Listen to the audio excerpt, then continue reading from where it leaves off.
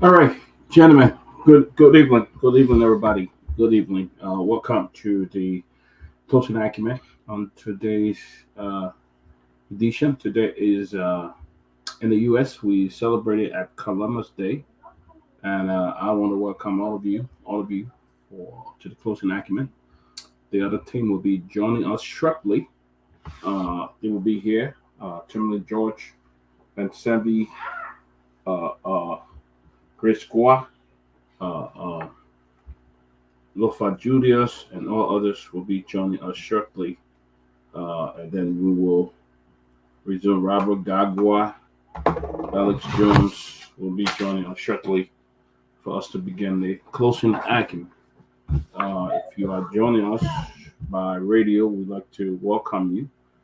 Uh, YouTube, we say welcome. Facebook, welcome. And we already have a couple of folks that are joining us. Let me just welcome them. Myean Sharif, welcome, Myean. Helena Wilson, good evening, Helena. William David Double, welcome. James Coyote, welcome. We'd like to welcome all of you to the closing acumen today, and we're looking forward to have a great show, discuss a lot of stuff. The president is in Italy today. He spoke at the World Food Forum, and there is a lot going on within the Methodist Church in Liberia. Apparently, we're listening to the bishop today, who provided a clarification on what happened yesterday on the interruption at the church. Uh, uh, uh, so there's a lot. There's a lot happening. We hope to touch and talk about that as well. But we'd like to welcome you. Let's just see if we can talk about some of the newspaper in Liberia, what it's saying today, and then we will get into some of the stuff, guys. If you guys can zoom it in, so we can see exactly. Okay, let's see what we can do. Full screen here. I don't know what I can see that either. I still can't see it. But what are some of the happening in Liberia? Uh, uh, let me go to the newspaper. I'm trying to put up here. Uh, okay. What is saying here? This is coming from the New Republic newspaper. It says Satan takes seat in the Methodist Church. Uh, as what same sex marriage rock causes tear. I don't know how true that is. Yeah, in the Methodist Church, that was clarified today by the bishop of the United Methodist Church. He claimed that the United Methodist Church of Liberia have not indulged any sexual homosexuality in terms of gay rights and gay marriage. The bishop said that today. He made it very clear that marriage license does not come from the church. It comes from the court. It comes from the collect office. So they did not issue any license for anybody to get married. Oh, put it back, man. Put it back here. For anybody to get married in Liberia. And I want to go by what the bishop said and believe it because he did explain it was somebody who was just blowing on things and just trying to mess up things. Okay, let's put the other one up, guys. Let's say LRA hit check part. Okay, independent. You want to put that up? Let's see. The independent newspaper. It say yeah, rebel minister suspended as homosexual wahala intensified in Methodist Church. Okay, they say what rebel minister suspended. So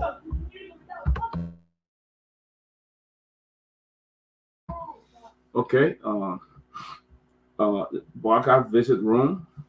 The president of the Republic of Liberia is in Rome, Italy. I watched him give a speech today on the Food Forum. He called on all the world leaders in order to get together and working on a call to solve the food crisis around the world. I listened to President Waka today. Could we? Yeah, let's keep it going. So uh, Okay, it says VP Combs seek effort to bridge electricity gap. Uh, Say that the vice president of Liberia was seeking effort. I don't know where, what country he's in, to bridge the electricity gap. I don't know. Well, I just want to share that with you. I don't know how. We're still suffering for electricity in that country. Liberians have not been able to enjoy it. 1 million with all our crew, 1 million with outsourcing, 1 million. I don't know what's going on when it comes to electricity, but that's it. And then they said Liberia, a permanent representative to the United Nations, take leave. Ms. Sarah Fania, she takes leave of the minister of her as ambassador to the United Nations. She just resigned. So then it's a UNDO strengthen small agribusiness capacity. President Barker hails Labor Minister Guar. And then 4 drug dealers sentenced to 10 years in Liberia. All right, drug dealers sentenced to jail 10 years. Well, I hope to stay there. So let's continue here. They say alleged Guinea coup plotter release denied. I don't know what that. LRA our what overcome US what 500 meter revenue collection. Wow. So Liberia should have a lot of money to pay people and do a lot of work if they can generate that amount of money in revenue. So and then Liberia loses United Nations Security Council seat. How did they lose it? I thought Liberia is going for 2026. I'll be interested to read that. But I'm going to look at the front page Africa. They probably have a better clarification. Can Liberia a full star link? President Barker executive order establishing National Railway Authority raises concerns amid the absence of major rail users. Who will pay, according to the front page Africa? So yeah, that's what we have going on, guys, in Liberia today. The national news that's taking place in Liberia today, guys. We can take that down on what's happening in the country today. But the panelists will be joining us soon. I'm not sure, but according to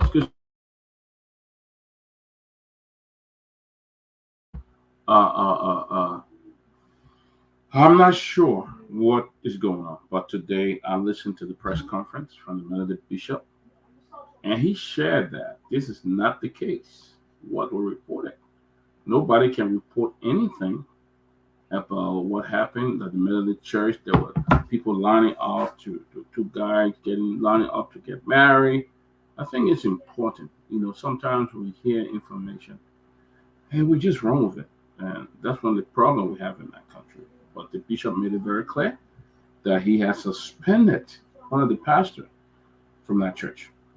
And while en route with the other pastor that he was going to install as the new pastor, toward the pastor show up. Okay, we got that. I just want to go by clip by clip. We can play part of it, but I know it's a long interview.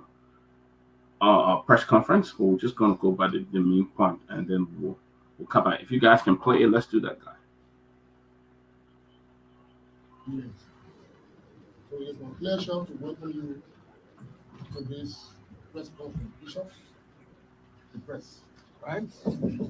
Good afternoon to all, ladies and gentlemen of the press, and good afternoon to all United Methodists and all Christians in Liberia, as well as non-Christians, and to the entire citizenry of Liberia. The issue of same-sex marriage has been lingering on since we returned from our general conference that was held in the United States from April 23rd to May 3rd. When I returned to Liberia, or before I could come, I made a statement for all members of the church to remain calm, and then I also told them about the decisions that were taken at the general conference. When I returned in the country, I had a major press statement on June the 7th. And some of you who are here today from the various media institutions, from the print media, from the electronic media were here. Today, it behooves me as the bishop of the United Methodist Church to address you, members of the press, people called United Methodists, the Christian community, and citizens of Liberia. And I want to say here that as the United Methodist Bishop, that our church, the United Methodist Church in Liberia, is not a gay church, nor will it ever adopt such an identity.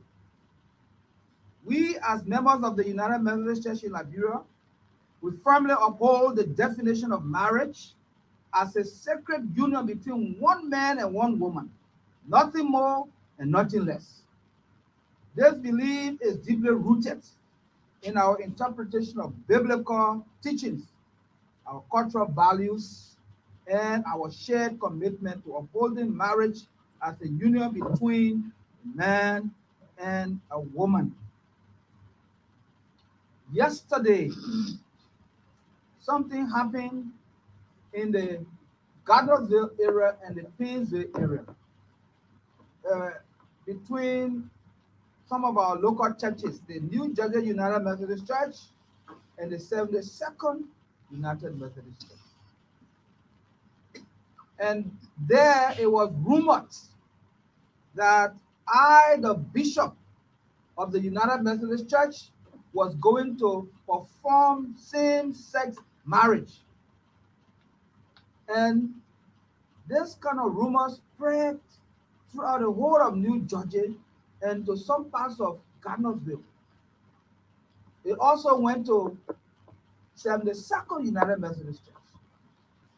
And people were agitating and a lot of things happened.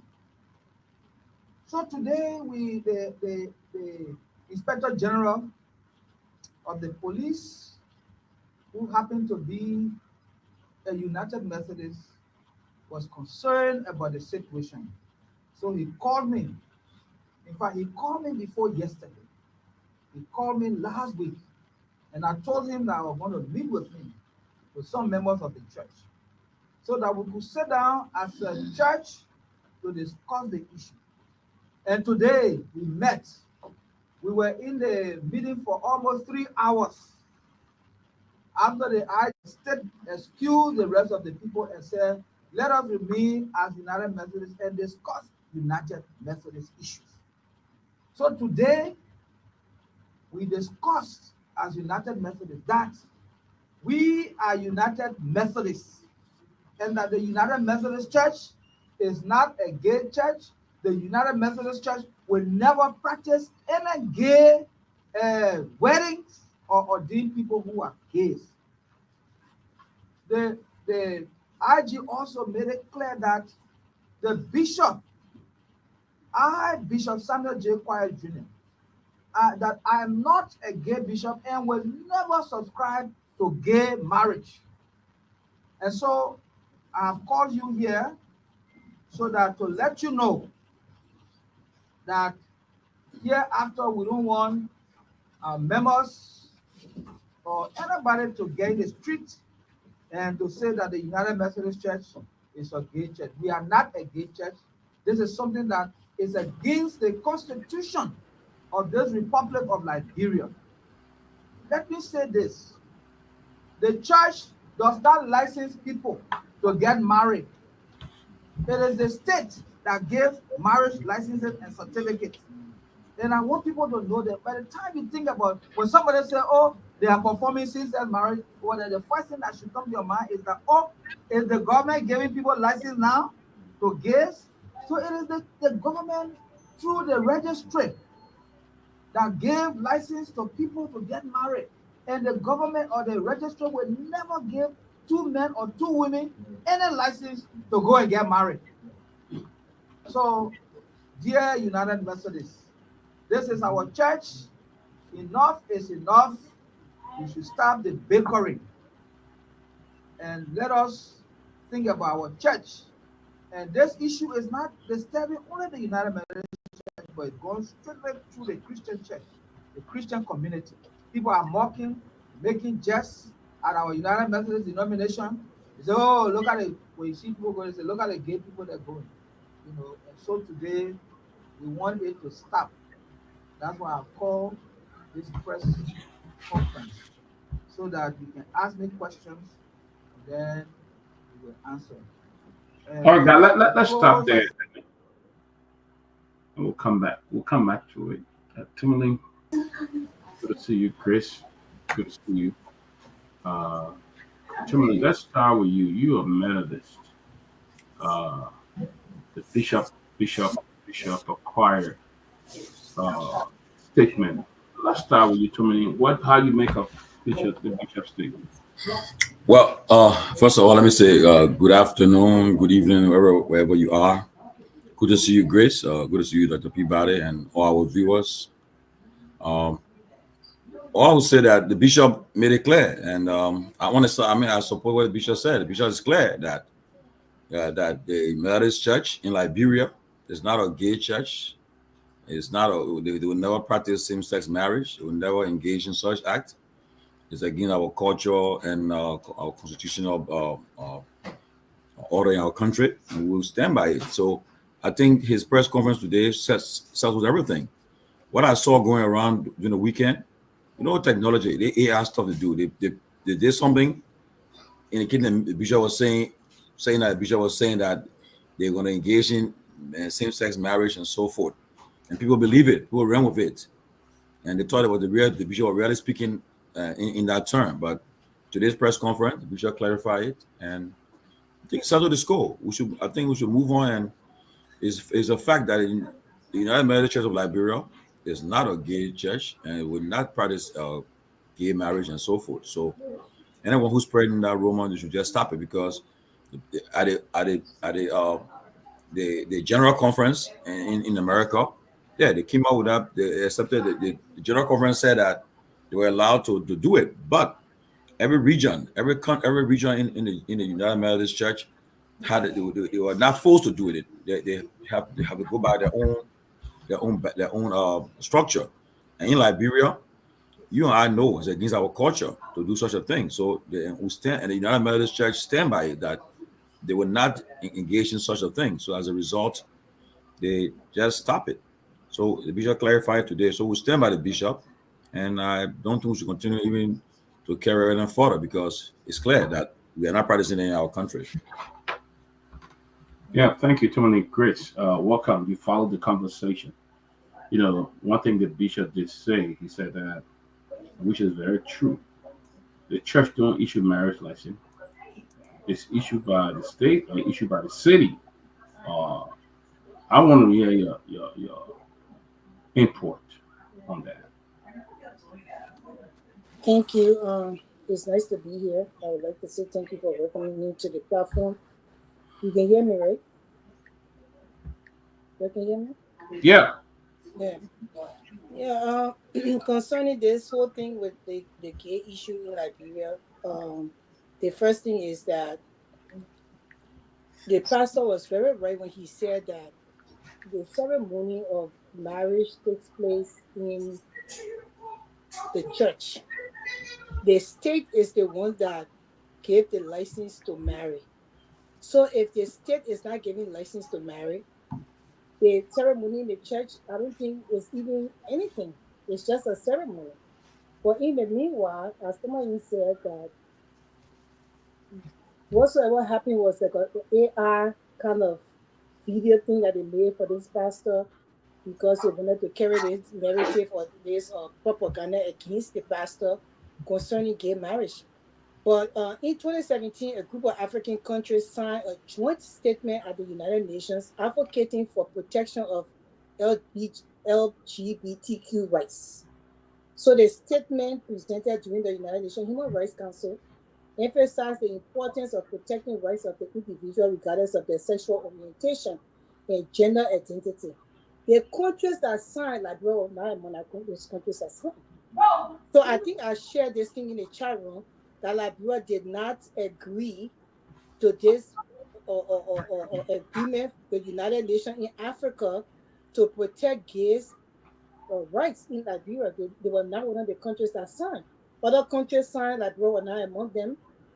And Liberia went to another meeting concerning this whole gay right thing.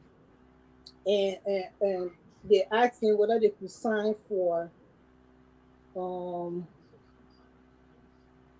to sponsor the declaration in abstention of LGBTQ rights in the General Assembly, the UNHRC.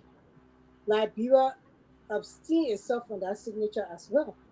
So right now in Liberia, when we're going by law, there is no gay rights in Liberia. Whether it is good for them to do that, I cannot be the one to say that. I don't even know how to embrace this whole thing, to tell you the truth. This is just like something just so sensitive to everybody that you don't even know what to say. But Liberia don't have any signature to any declaration for gay rights in the country. Our culture don't permit that behavior until the government or the transition leaders can see a fit to actually come together and agree on this. Right now, gays are not protected in Liberia. They are not. So the pastor, I will side with him. The church is just a ceremonial place of marriage. They don't have right to give license to gay partners or even to the regular man and woman partners in the country. The state has the right to do that. As far as he is saying that he's concerned, they are not going to marry gay people all in the church. And I mean, so be it. Yes, again, I think what we have to be careful about is that people can just come up and say something, and then everybody run with it. It could have been worse at that church yesterday. They could have burned that church down. They could have caused vandalism and other things for something that is not true. You know, there's no marriage that was taking place. In part of the interview, the bishop talked about a suspended pastor who was suspended and showed up in the church yesterday, and the people asked him to go, and bishop said why he was going to install the new pastor that will be taking over. That when this guy blew up this story and they started going with the gate thing, and then everybody started running, coming this and that. Well, up even getting the facts. I think the bishop made it clear. I think people need not to bother the men of the church in Liberia. In Liberia, they need not to bother them. The bishop made it very clear. So you should be holding your government, if that was true, for issuing a marriage license. If that was true, the church will not issue it if the government not issue it. So we want to show that the story yesterday was totally fake and stuff, and people just got it and started and running with it. I don't think that was true.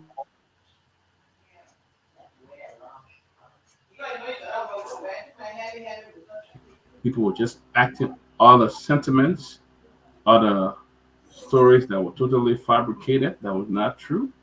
And then the just blew it up, and our people, as less busy as they were, they all started running, going there and listening to people talking all kinds of stuff. But I think I like what the bishop did today, coming up and clarify what happened yesterday. We have Anthony Arthur Jackson joining us as well today. So, Tony, back to you. Let me make this clear. Yesterday, I bet one of our strongest viewers. She said, "Look, let me tell you, please convey this message to the closing acumen. A lot of us watching. You won't see us on, but we are watching. Can there be order when people talking and let's give the other people a chance to talk?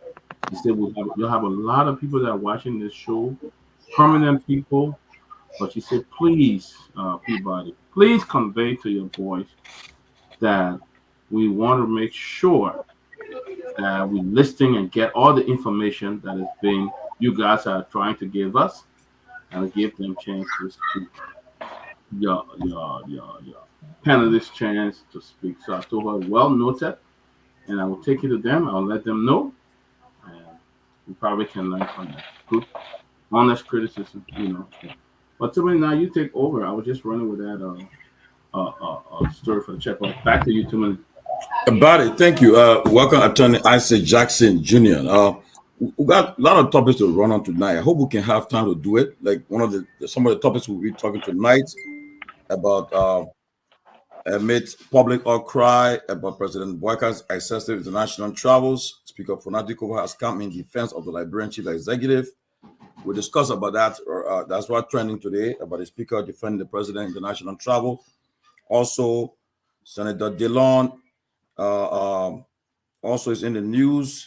He says President Boyka in action to dismiss or suspend government officials who failed to declare their assets justify support for the officials' action against transparency.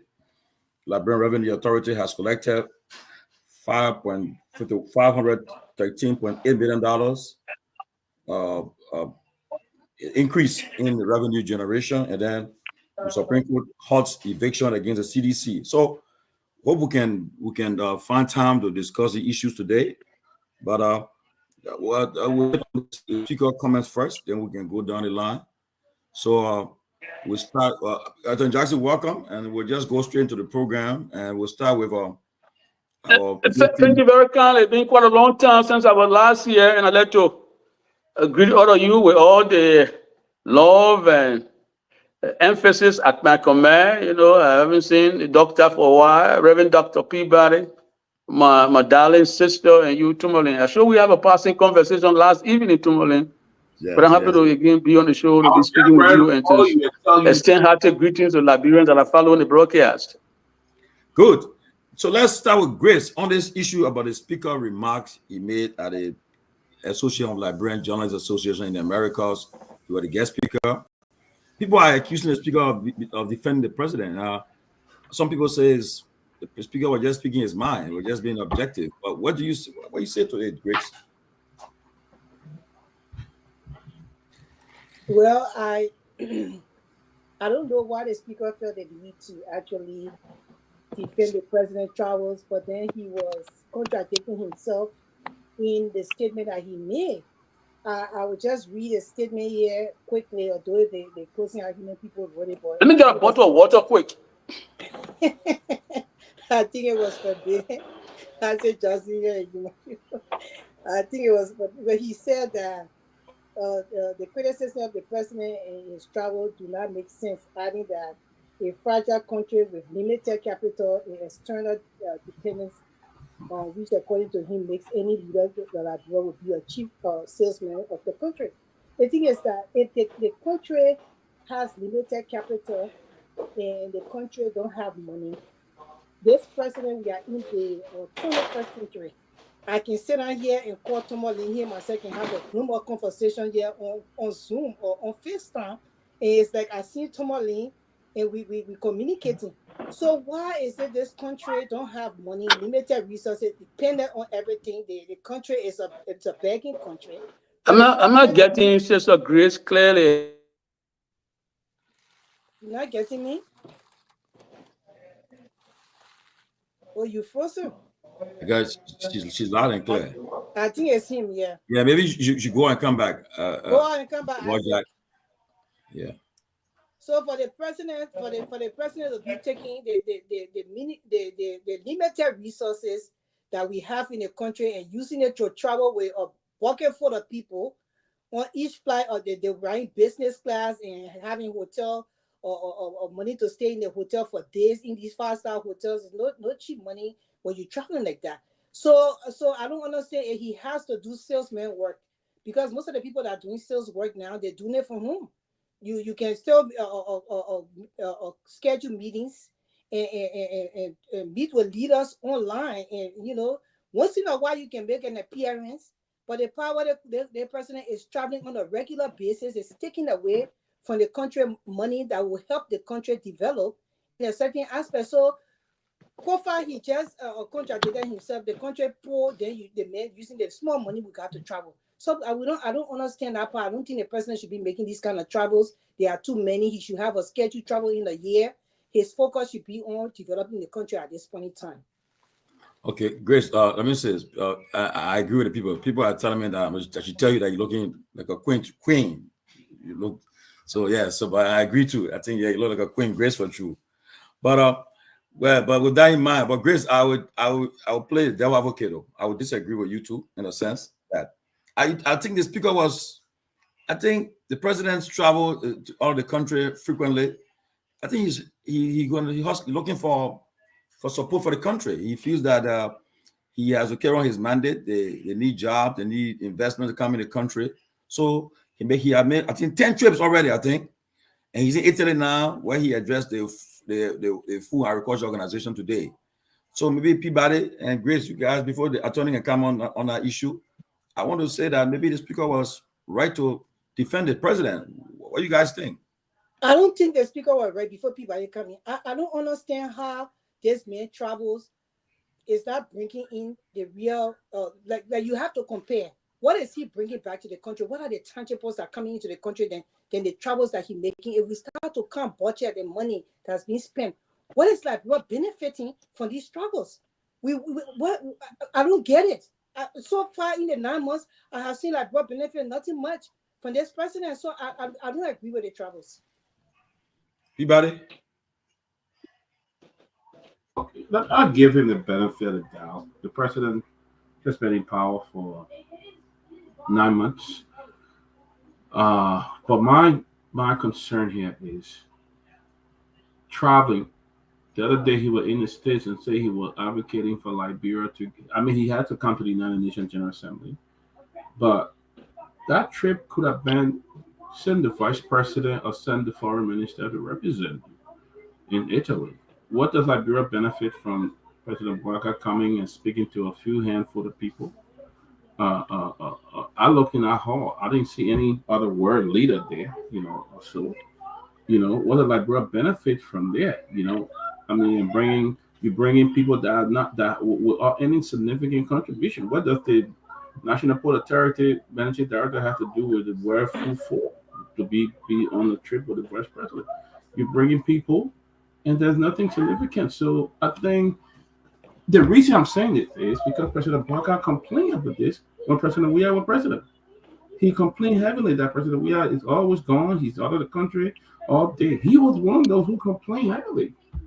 And now he's doing the same old thing. But trip like this, you could say, you know what?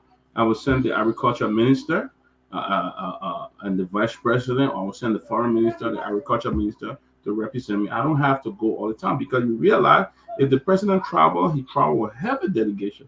If you have sent one or two officials, then you won't have that large entourage. Well, Liberia have to spend almost $200,000 to $300,000 on travel. That's my input.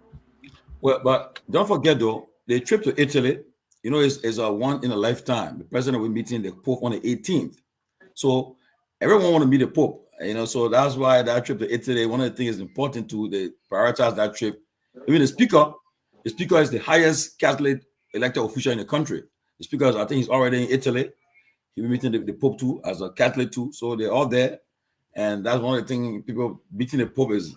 I think if I'm mistaken, I think our friend here on the set, Isaac Jackson, you saw him when he met the Queen Elizabeth.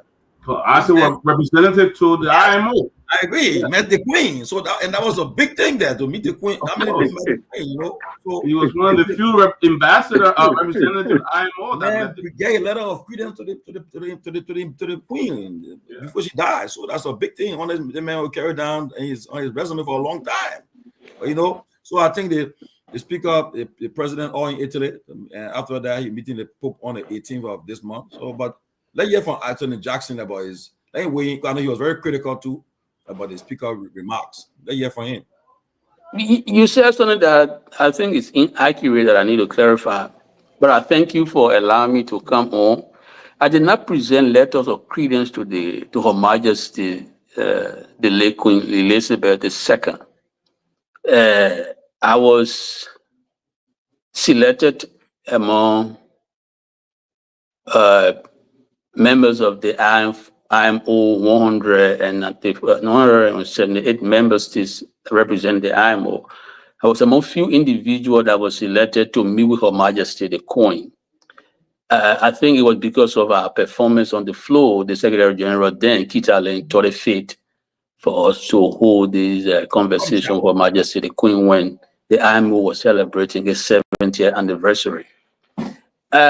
You know, the reason for which you invited me and the many other topics, I like to say as a disclaimer, Kofa is my brother. Councillor Kofa and I come a very long way. And I love him like a brother. However, it is important to spread on this record that I am displeased with Councillor Kofa and Speaker of the National Legislature blurring the line of distinction between the branches of the government. I think Liberia democracy is incracy when the head of the legislative branch of the government debases himself or relegates himself to serving as a presidential spokesperson. That is downright disgraceful. It is not the place of the speaker to serve as a presidential spokesperson. He should never have debased himself in the manner in which he did. Mind you, the speaker comes from the opposition belt or the opposition community. The role of the opposition in any functioning democracy is to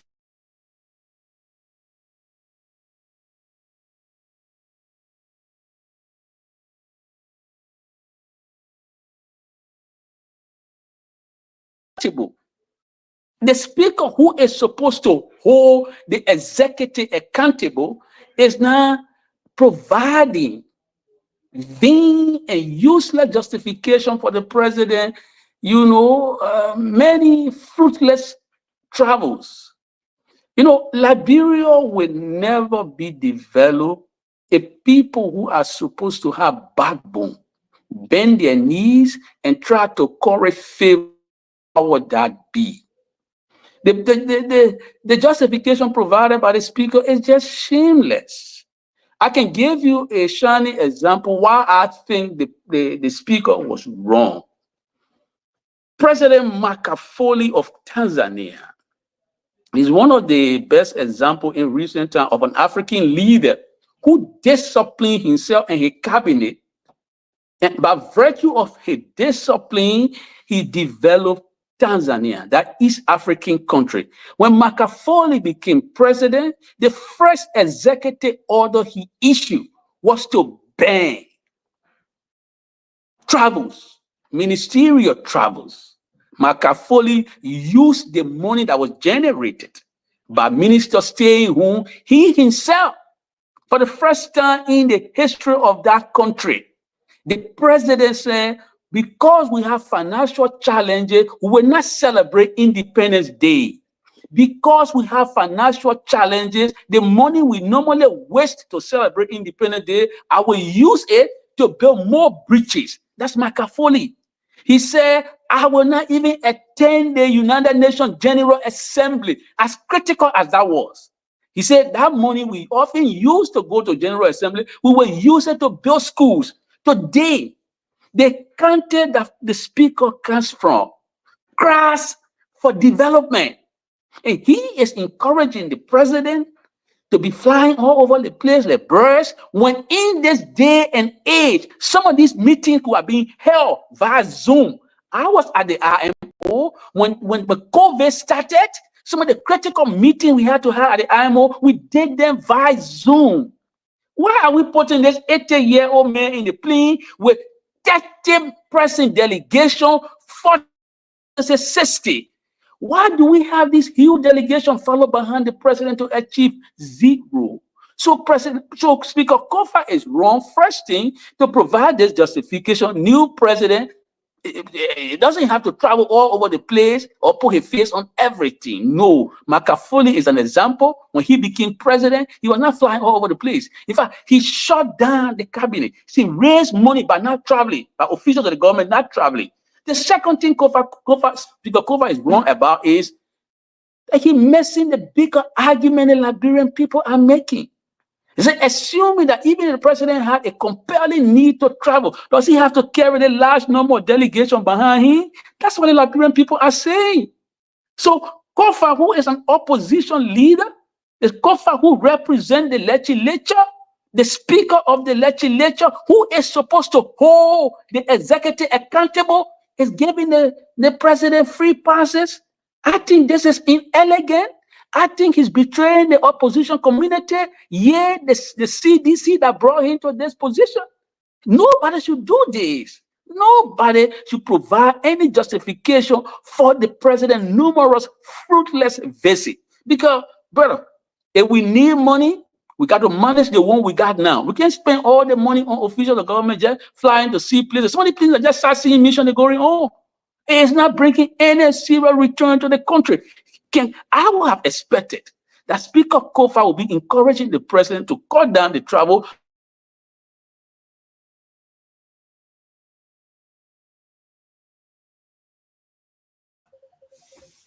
We want to welcome Professor Kennedy. Welcome, Professor Kennedy. Yes, sir. How are you doing, Chief? Great. Yeah. Maybe you can just, while Jackson's having problems, so you can just weigh in on this. Sorry, my internet.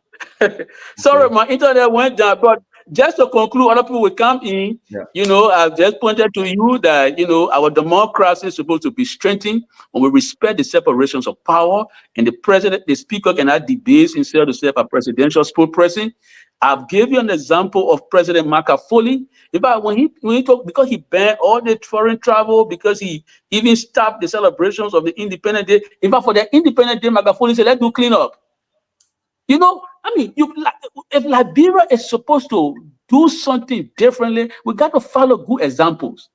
Makafuli announced clean up. The capital city, Monrovia, is oozing with real geodeck that is becoming a health hazard.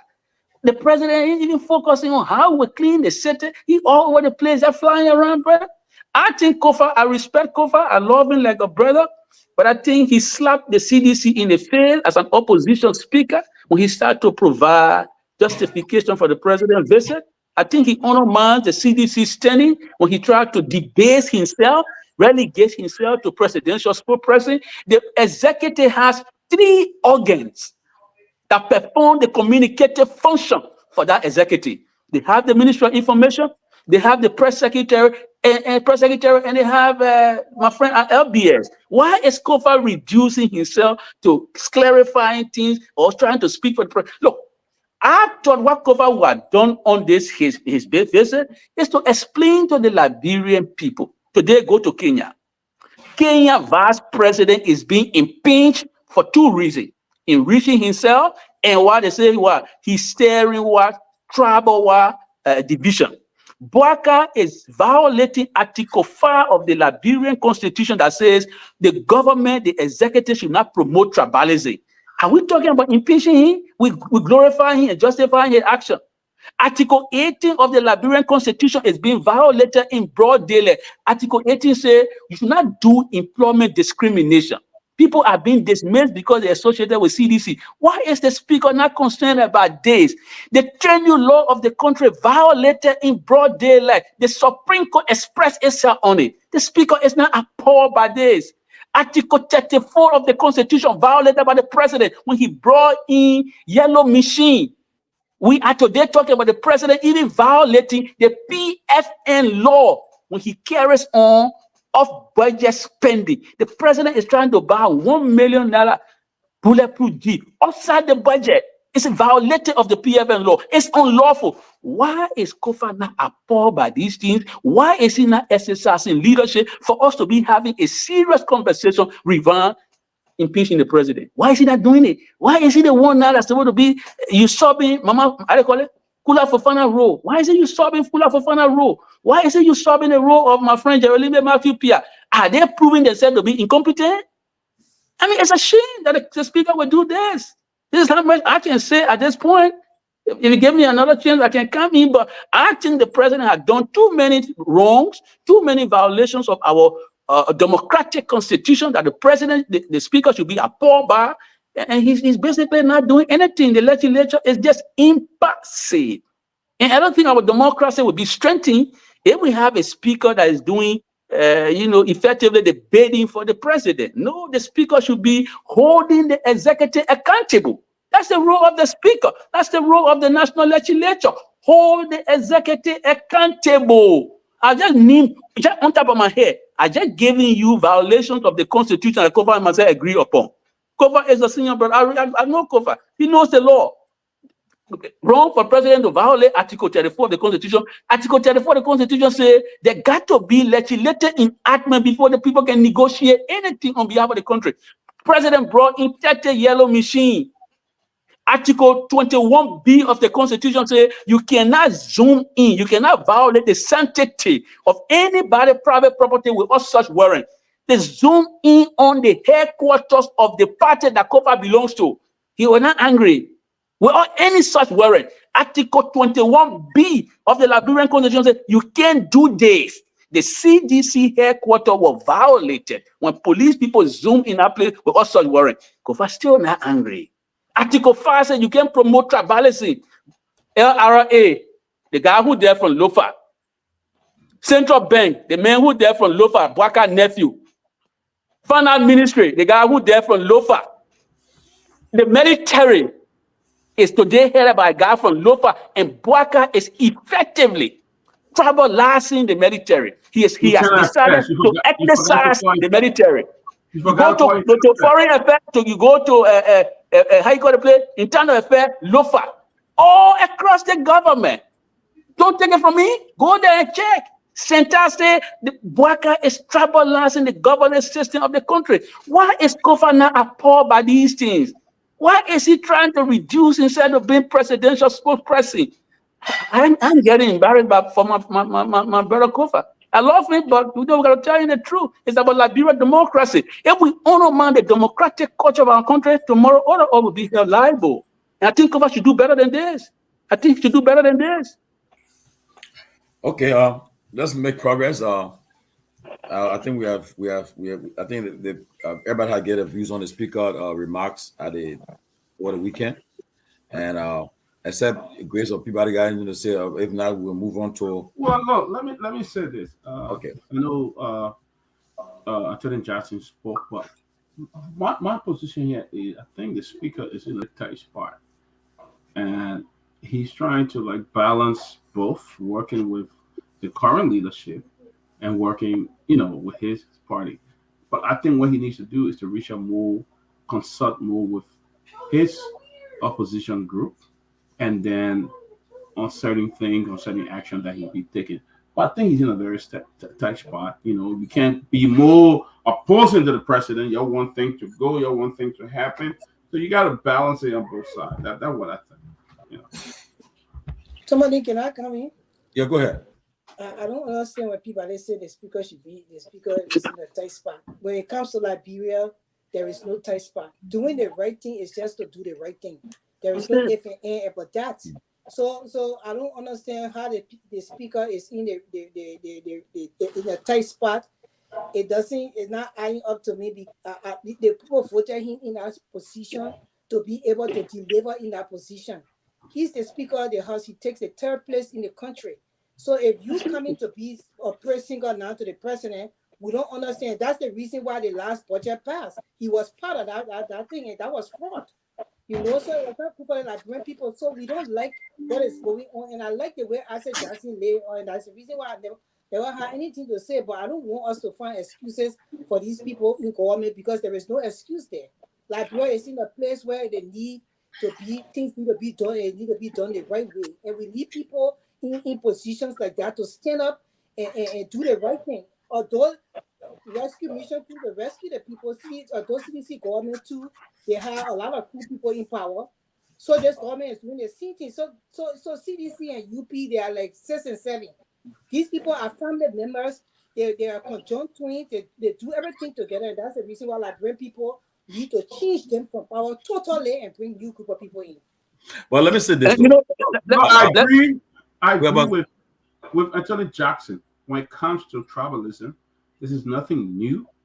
Waka, those are the direction he had walked in the past, and that's why we're saying that. So there shouldn't be anything new when it comes to tribalism with Waka in Liberia.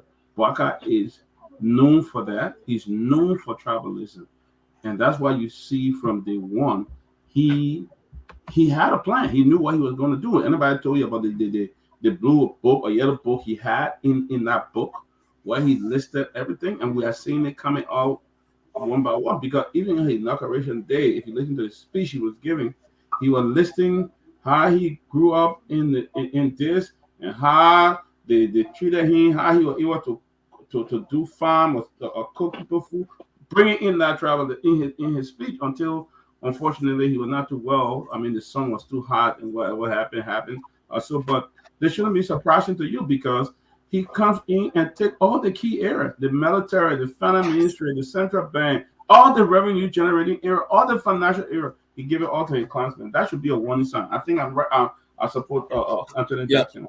Yeah, but before we bring Professor, let me just say something quickly though. For the Speaker's defense, the Speaker is in a tight spot. Don't forget now, in the legislature, the House, he did it with 3 blocks. He has 15 senators called themselves the independent bloc. The rescue group called itself the rescue bloc, and the CDC bloc.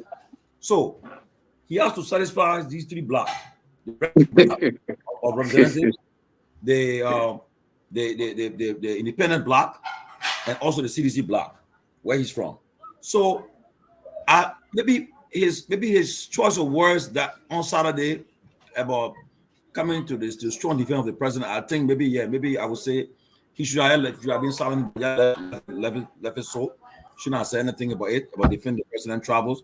But honestly, in a situation where you're dealing with 3 blocks, the independent bloc, 15 representatives, the CDC bloc, and the rescue bloc.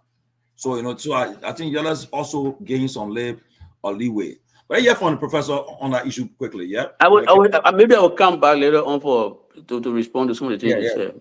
I will yield to the professor. Yeah. Okay. Yeah, thanks so much, Chief. And it's always nice to see Attorney Isaac Jackson on the show. He brings a lot of experience. He brings a lot of fire. He brings a lot of passion. So he keeps like we say over here, he keeps it real. So, but I'll tell you, man, look, the Speaker is doing what politicians, no matter where you find yourself in this world, politicians will always look out for number one, and that's themselves. It's kind of funny how when the Speaker was over in Pennsylvania at the town hall, and people were asking him about issues in Liberia, and the way he was responding, you would think that he wasn't Speaker in a country where it's like he was experiencing an out-of-body thing, because he was criticizing the government that he is a part of, which was so weird. It was bizarre. He was talking as if this is not the government where he is the Speaker of. So I found it strange that he was giving answers to all of the issues on governance, all of the issues on corruption, all of the issues on the excessive spending from the executive side. He was justifying it by criticizing the government, which he is a part of. So, you have to look at politicians, you have to take them for what they're saying with a grain of salt. You can't take it for real, because they're only looking out for themselves and looking out until the next election. Because at that town hall, the Speaker also said he is a diehard seditious, although he was giving responses for the benefit of the current administration, but he was saying he was a diehard seditious, and George Manaware was his standard bearer, or was going to be the standard bearer come 2029. So they would say things based on where they find themselves. Always the case. In terms of traveling, Madam Sirleaf she set the standards when it came to traveling.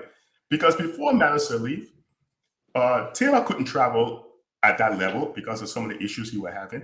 Joe couldn't travel at that level, even though he did some traveling because of the issues he had. But Matters to Leave set the standards for traveling for two reasons. Number one, they were in a program. Liberia has no credit, so Liberia cannot go out and borrow money. Liberia can only raise money through concession agreement or from the World Bank or from the IMF. So when they enter the ECF program, they can only raise money through concession agreements. So you have to travel and make concessions with all of these different countries and stuff that's looking for raw materials. You have to understand why they're doing what it is they're doing. They're doing it, but you see, here's the crazy thing. The president doesn't need to go on these trips. No way, no shape, no form does the president needs to go. If you're discussing agriculture, send your agriculture minister and the commerce minister. Those are the only two people you need. The commerce ministry is the gateway to doing business in the country. And since you're looking at a direct sector like agriculture, you send the agriculture minister. Hopefully he has the requisite experience to discuss agriculture. If you're discussing something related to mining, you send someone from Lands and Mines, or you send someone who has that experience, again, with the commerce minister. Why the president takes these trips is beyond me. But here's the thing. Let me say this before I pass it back to you guys. They do not disclose how much money they are spending per trip. They will never disclose how much money they are spending per trip. You know why? Because it will create chaos at home. When the people start seeing how much money these guys are spending per trip, we know it's not free, right? We know there's no such thing as a free good. But this is the same reason why on Friday, when the IMF published the report on Liberia, because Liberia just entered a new ECF program. You know, they entered a new ECF program where I think it's a 40-month loan program they just entered.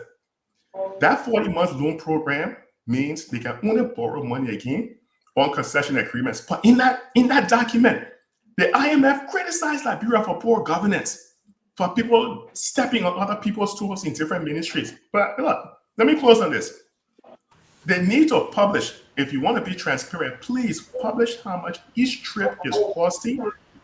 And then after a period of 6 months or so, let's revisit it and see what the benefits were. If the benefits outweigh the cost, let's do a cost-benefit analysis. They will never do it. They will never do it. That's why we're in the position we find ourselves with the population increasing, 4 children per female, while the job creation is going down.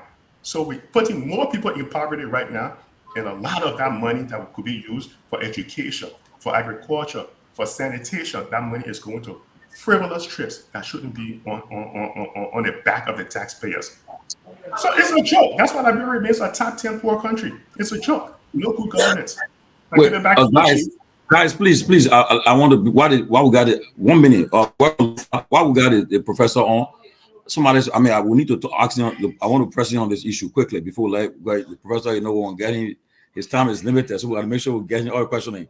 But Professor Kennedy, the Liberian Revenue Authority has collected US $513.8 million, 74% of its target as of September 30, 2024, marking a 12% increase from last year. So how do you reconcile that with the IMF or report on Liberia and Liberia getting into this new program? So two things real quick as it relates to that. Yeah, real quick. Number one, we know that almost 90 to 91% of the revenue being collected is going to recurrent expenditures with very little going to development. So that's a complete wash right there. Complete wash. The other part is that the money that we're raising from the revenue, it is still not enough. It's just a fraction of what Liberia really, really needs. It's a fraction. It's a great thing that we're able to increase the revenue year over year. It shows a little bit of progress, but it is still a drop in the bucket compared to the fact that the population is growing far faster than the revenue is increasing. So here's the thing, Chief. Let me close on this real quick. What good is it having an increase in revenue if you're going to have an increase in spending? If you're having an increase in revenue with an increase in wasteful spending, you're wasting your time. You're going up. In fact, Chief, it is also in the IMF report. that the government was increasing revenue at the same time they were also increasing spending.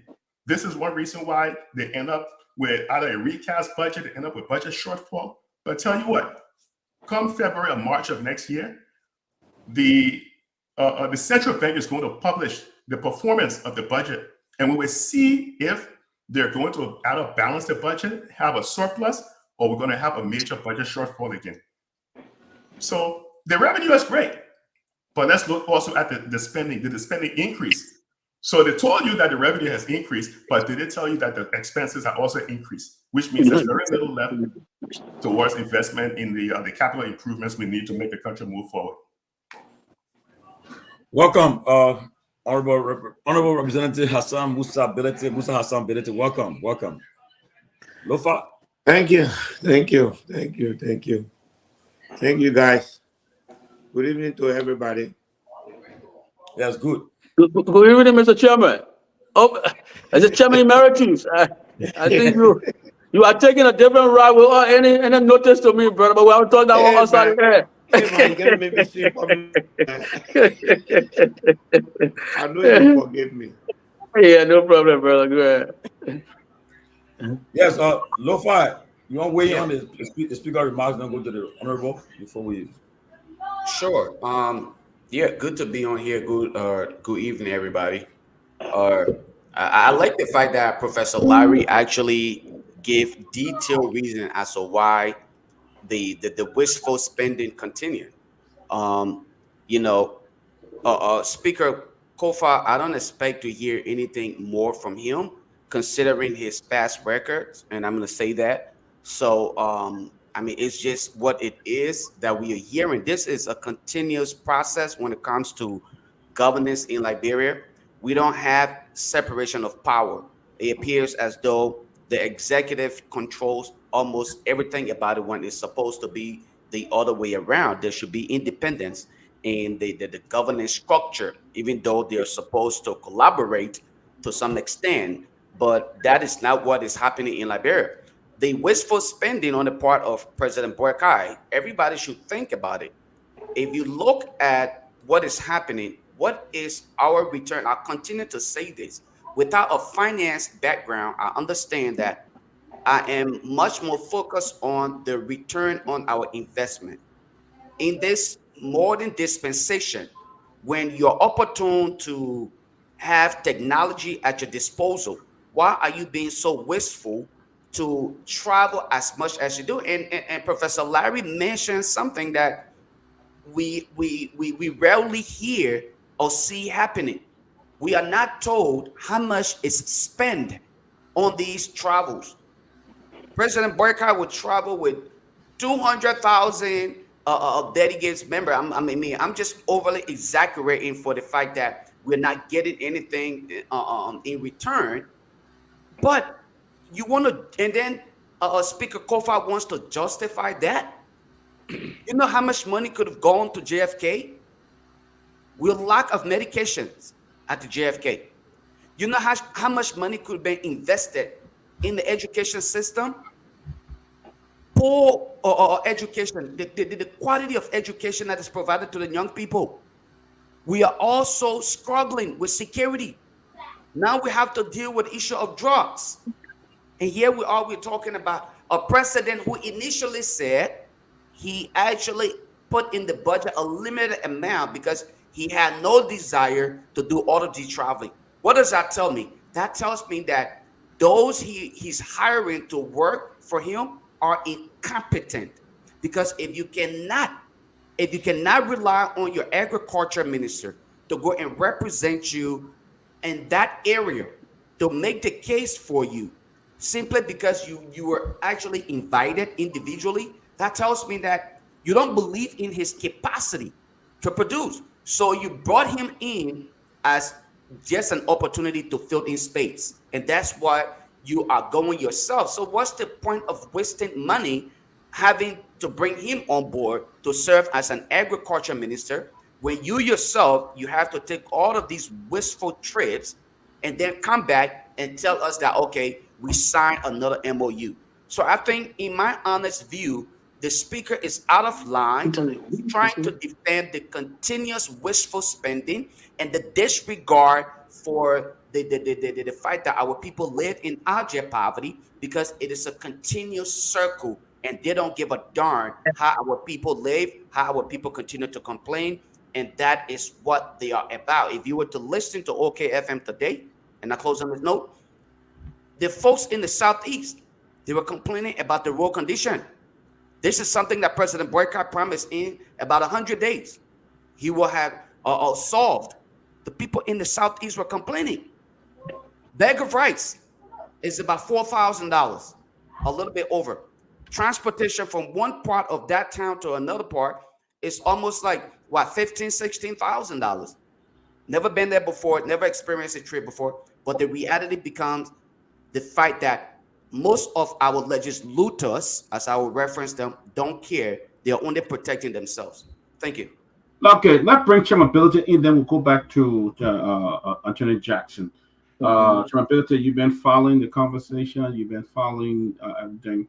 What I want you to chime in here and just share with us what you think about this whole thing. The report, the speaker is defending the president travel and the president traveling to Italy. What?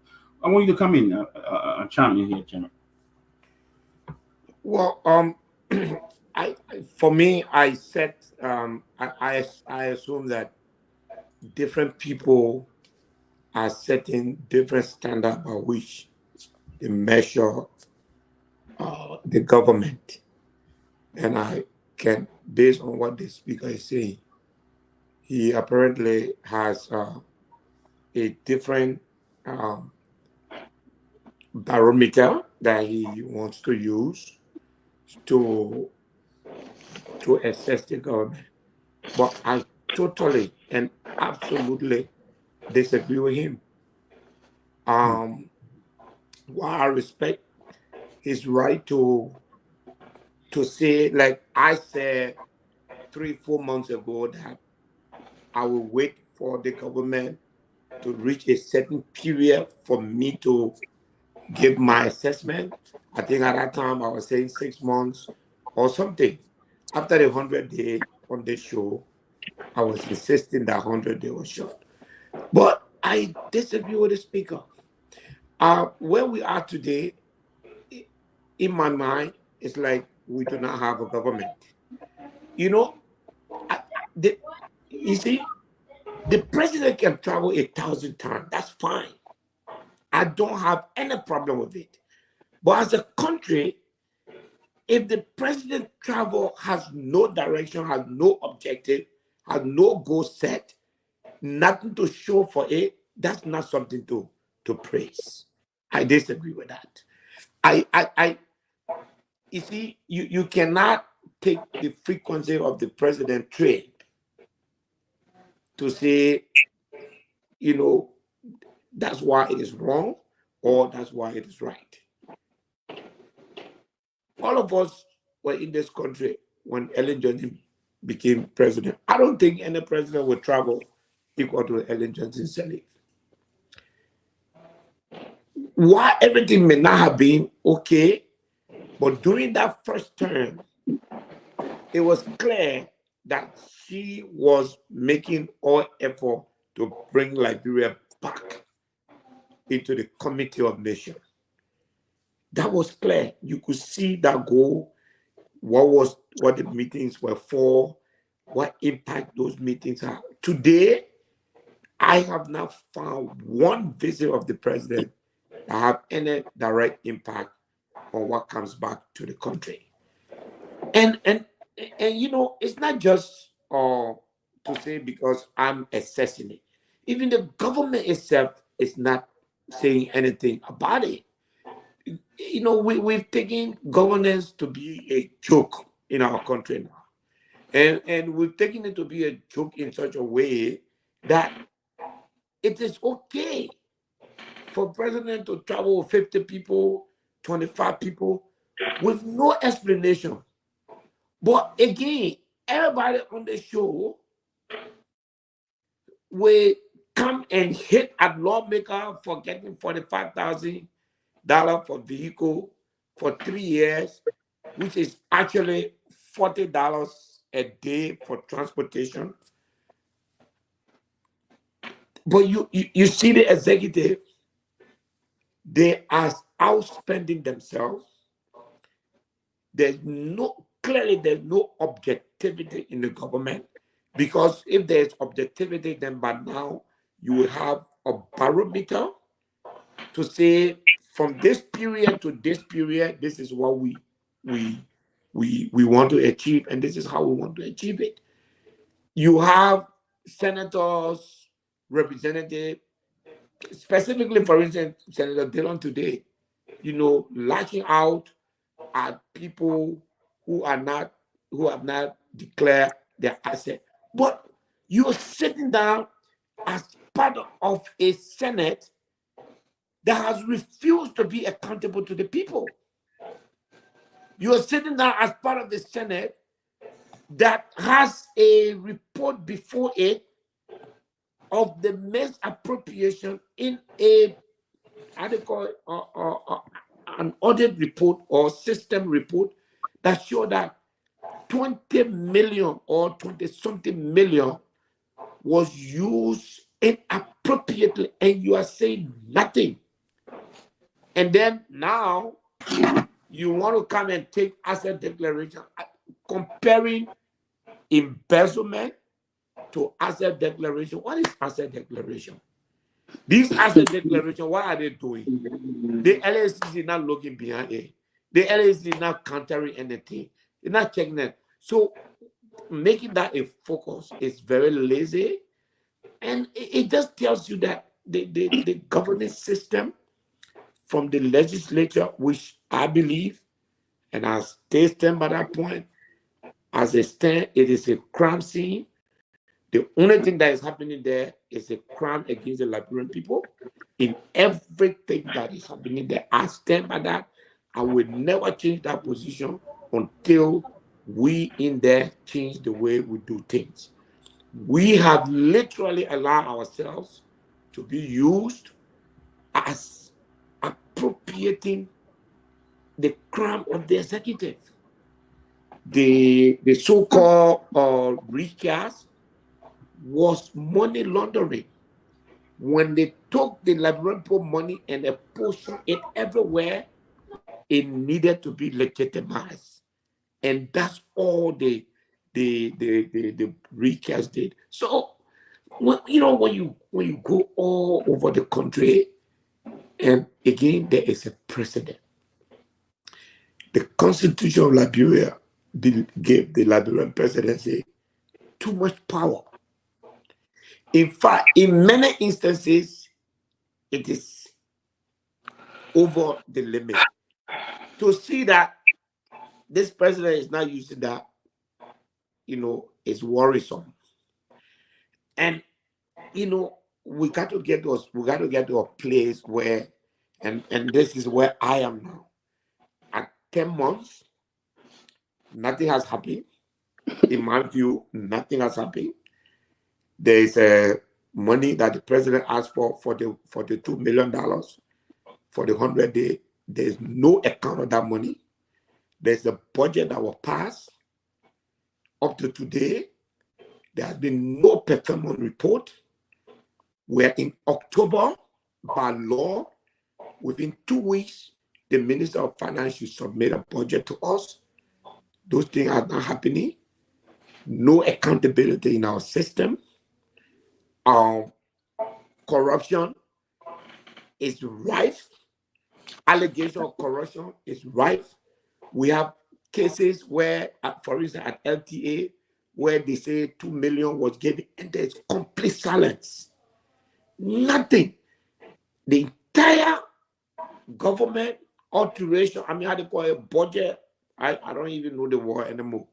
Whatever happened to the budget, the executive master's name was in the middle of that. Nothing came from that kind of nonchalant attitude. The very thing that the United Party was pounding at George Weah for. It tells me, and I have to agree with the piece that Grace wrote a week ago. Liberia is in an abusive relationship perpetrated by CDC and the Unity Party. It was a passionate statement as to the state of our country. I'm not sure Liberians understand. You know, when I went through that article, it's clear to me that even, and forgive me guys if you feel offended, even all of us on the show, I'm not sure we all understand what she was talking. Because if you take the two people, their behavior the same. Our future, in the near future, there is no sign that one of these people will not come back to run this country. It is scary. All right. So what I would say, got up from chairmanability. Remember, you want a chairman, always a chairman. We just call you chairmanability or representability. What I would say is representability talks about what barometer the speaker is using. I've started by basically saying that the conduct of the speaker was disgraceful. But when Bealded talks about barometer, the barometer by which we can judge and gauge our government should observe objective standards.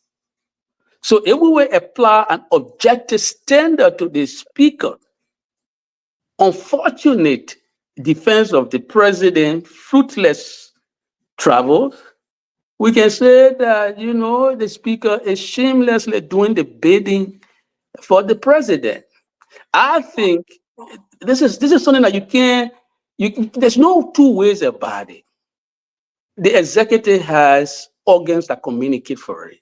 The speaker is under no compulsion to reduce himself, debase himself to be the spokesman for the executive. Have you listened to the speaker privately? For the speaker. I mean, if he wants to do that, if the speaker wants to do that, then what he's effectively doing is to just surrender his role as somebody who comes from the opposition community. Because what we all are observing, for example, Boaka's conduct doesn't reflect that transparent and accountable change that Liberian people have been yearning for. We are all talking about a recast budget that was started in secrecy. Even some of the things that were done with the recast budget, it's so shameful that when you talk about it and you see the speaker talking the way he's talking, you laugh in his face. Boaka is cutting allotment in that budget to health facilities, even though Boaka will travel to the US and take advanced medical treatment. Why is the president imposing death sentence on our people when he cut down the allotment to medical facilities in the budget? I'm very sorry. I forgive me, but you wrong Joseph Boaka here. Wow. You have 105 people that your Liberian people elected that appropriated that money. But the Constitution gave them the power to do so, and they did what they wanted to do. Please stop. On that note, I'm sorry I had to come in there. You are lawmakers, and all of them, because I can only defend myself because I didn't vote for that nonsense. But all of them appropriated that budget, and therefore you can't hold Joseph Boaka responsible for it. But let me say this quickly as a pushback. I'm sorry for interjecting. No problem, chairmanability. But let me say this as a pushback to chairmanability. The budget is the president's budget. What we say in political science is that you can share the labor of the great, but you can't share the spoil. When the government spoils, we throw it at the feet of the president. He's the head of government. You are That's a lawyer. If Ben Sanvee says that tonight, I will let you go. But you are a lawyer. The Constitution is very clear that the budget shall derive from the legislature. But nobody where it If they derives have from it is the abdicated president. that, No, if they it have is that abdicated No, but derived. Mr. Bealded, no, then that's you not correct. can't hold Baga Mr. responsible. Chairman Bealded, Bealded, Mr. Bealded, that's to not correct. say, That's not derived from the legislature. That's not It correct. does. No, Show Chairman me Bealded, one part of the constitution that said that the Let's president is go in responsible for sequence. no, it. it derived from Let's give the the chance to executive. complete.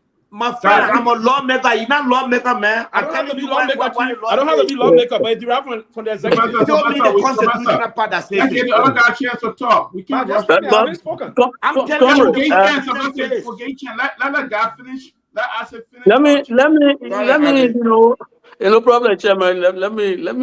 Let's take our time and not allow a passion to take hold of us. I want us to take our time to go at it piece by piece so that we educate our people. The budget is the president's budget. What you lawmakers do is to make allotment in that budget. If the president decides that some of the things you're allotting he will not support, he will not support. The president is the head of the government. The president should be cognizant of the challenges confronting our people. Here we are talking about a president who, amidst all of the challenges, financial challenges he said he inherited, he will basically cast blind eyes to them and still breading the country by making numerous trips with huge delegation. He's not copying the good example of President John Magufuli of Tanzania, who, when taking power, decided to impose executive order to restrict foreign travel on his officials. President Bouaka is not doing that. He's not copying any shining example. He's abusing the little resources of the country to protect the people behind him to get absolutely zero in return as we speak. So that's not leadership. In the budget, when the president, who is the head of the government, see that the recast budget is reducing allotment in that budget to health facility, when poor people in Bapolu cannot go to hospital to get medication, and Senator Amarakoni was in the public. He said, I told my colleagues that something was wrong. They passed the budget under suspicious circumstances. It did not meet the various minimum standard. Liberia, under the leadership of President Bouaka, when he was vice president, Liberia acceded to the Open Government Partnership. What was that? The Open Government Partnership was a commitment by the Liberian government to the global community that it was taking transparency and accountability seriously. Today, the budget is not even transparent as we speak. It flies in the face of even the PFN law, Musa. So this thing comes to the president doorstep. Do you know that the president also engaged in off-budget spending and it's unlawful? It's unlawful for the president to engage in off-budget spending. $2.5 million off budget to NSA to do what, Musa? Have you asked that question? It is still the president's problem. It is the president's problem. $1 million to buy bulletproof Jeep for the president. Off-budget spending. Do we have to do that at this stage? When our schools, buildings are caving in? Do we have to do that? What is the priority of the government? So, Musa, there's no way you can justify the reckless and irresponsible conduct of this government on any ground. You can't justify it. That's why I was appalled that this speaker will try to find justification of for the president traveling and flying all over the place when he said, oh, the president got to put his face on everything. Magufuli did not put his face on everything in a short period of time. Tanzania is a shining example of what a government can do when it disciplines itself. It doesn't have to bow its knee to what? To the multilateral international institution, the IMF and World Bank. He doesn't have to be passing all around, look for plate in your hand. Magufuli set that shining example. Why is Bouaka not doing that? Why is he not doing that? This is where we are. Okay, we got you, Ben. We got let's start with Sylvester, and then Robert and Chairman Ben will come on. Thank you. Can I give one small clarification? Just says, in my, I beg you, as a first, we don't disagree. We don't disagree, but I just, we shouldn't take the burden from where it belongs. Joseph Boaga, as president of Liberia, in my mind, the executive for the last 10 months has failed, has not done anything. There's nothing for me to say satisfaction performance. No question about that. But I can't be here sitting down here as and we're criticizing the president when in fact the Constitution provides a means by which the president can be checked. And that process has been abused. You see, the budget you're talking about, so we could have said no to him. All of the abuses that you are referring to, we have literally agreed on everything. 16 million, no, not 16 million. Yes, $16 million in off-budget spending.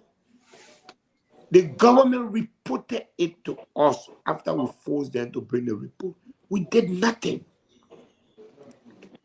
In fact, if people did anything, they were probably to go and try to, do whatever they always do to benefit personally.